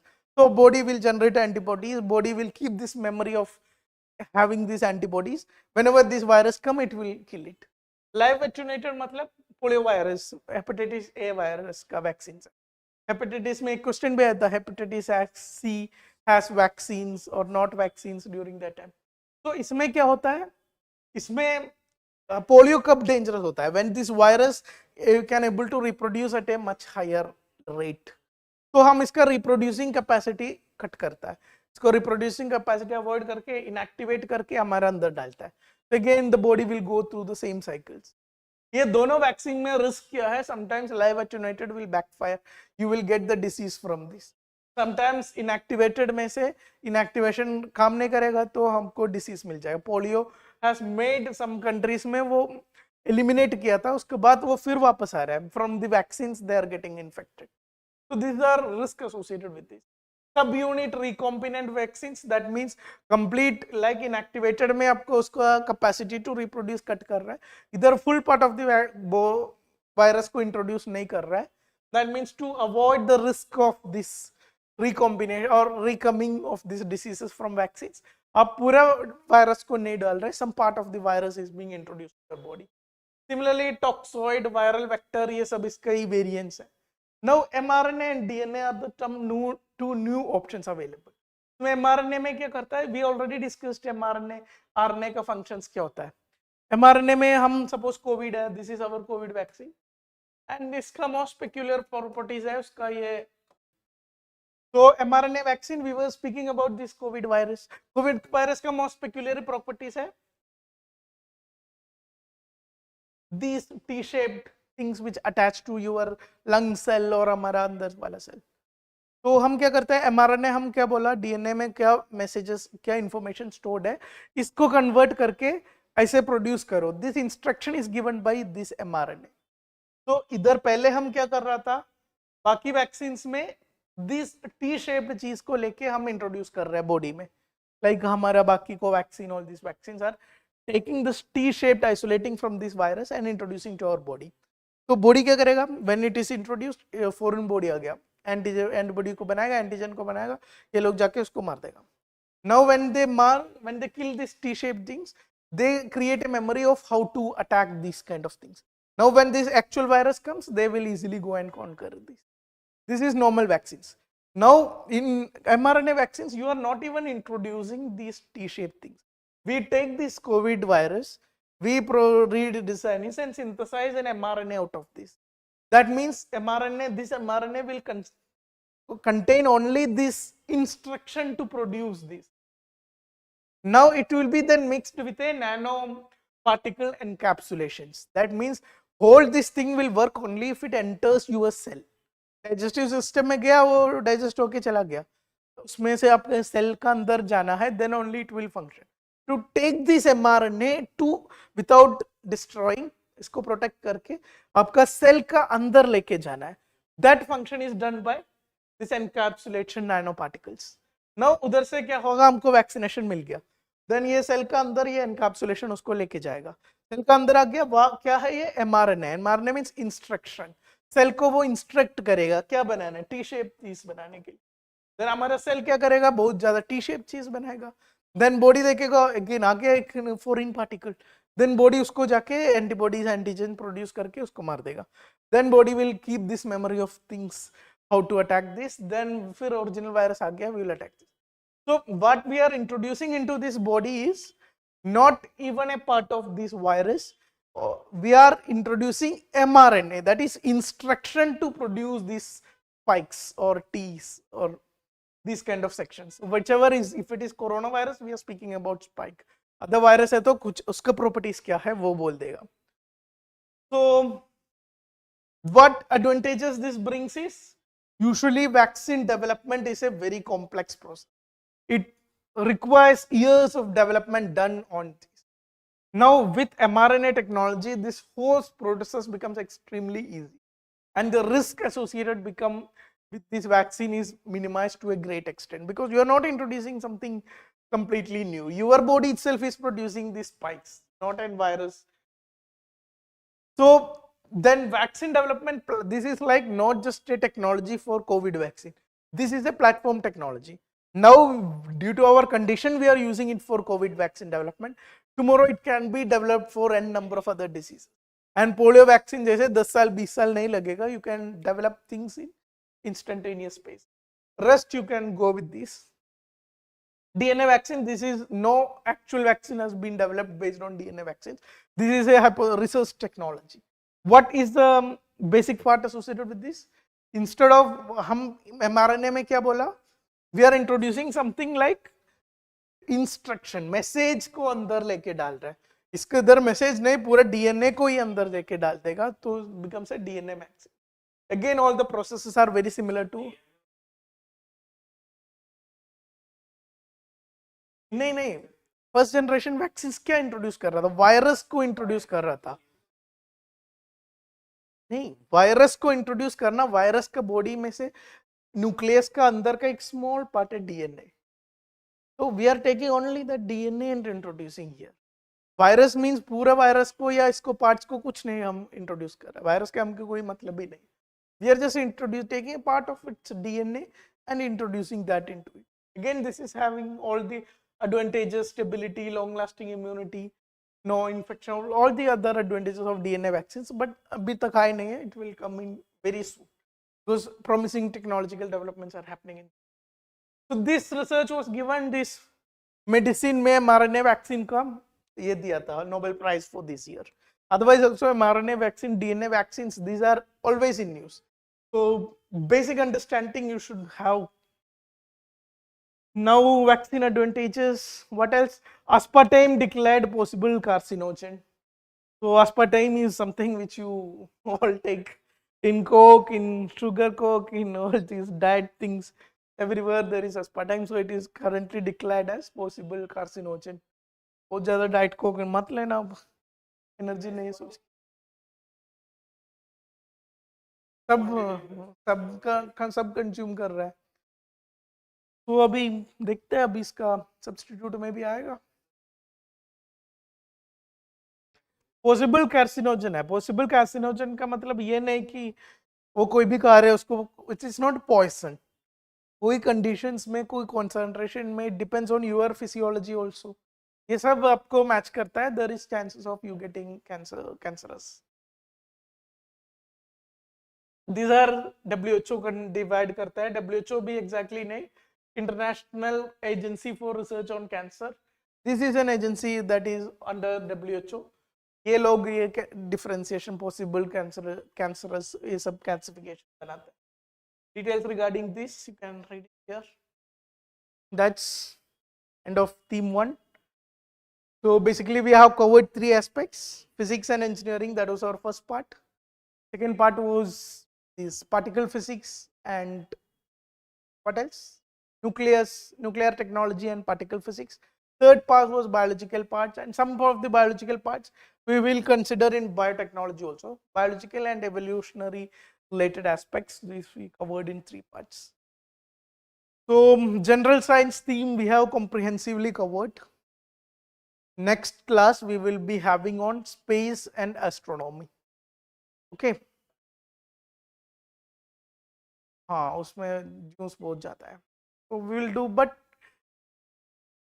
उसमें भी फैक्ट है, लाइक बहुत कम जगह हमको कंसेप्चुअल अंडरस्टैंडिंग है. मेजर पार्ट में यही है, you need to know about the function objectives of the mission, कौन मिशन कंडक्ट कर रहा है, ये सब चीज़ में बहुत ज़्यादा टाइम नहीं जाएगा. बट कोई ऐसी चीज़ है like black holes, dark energy, dark matters, neutron star, pulsars, ये सब चीज़ में कंटिन्यूसली क्वेश्चन भी आ रहा है लास्ट 3 years से. So that things a little bit of conceptual understanding we will take a little bit more time. But again, number of questions and number of news articles related dekha to this next class wala space and astronomy is having huge weightage in number of questions in UPSC as well as in number of news articles being published in the newspaper. So let's see. So that's all for now. Thank you so much. If you have not subscribed the program, go to the Kalam IAS channel and do subscribe the current Sci-Fi program. So that's all for now. I hope you have enjoyed the session. Thank you so much.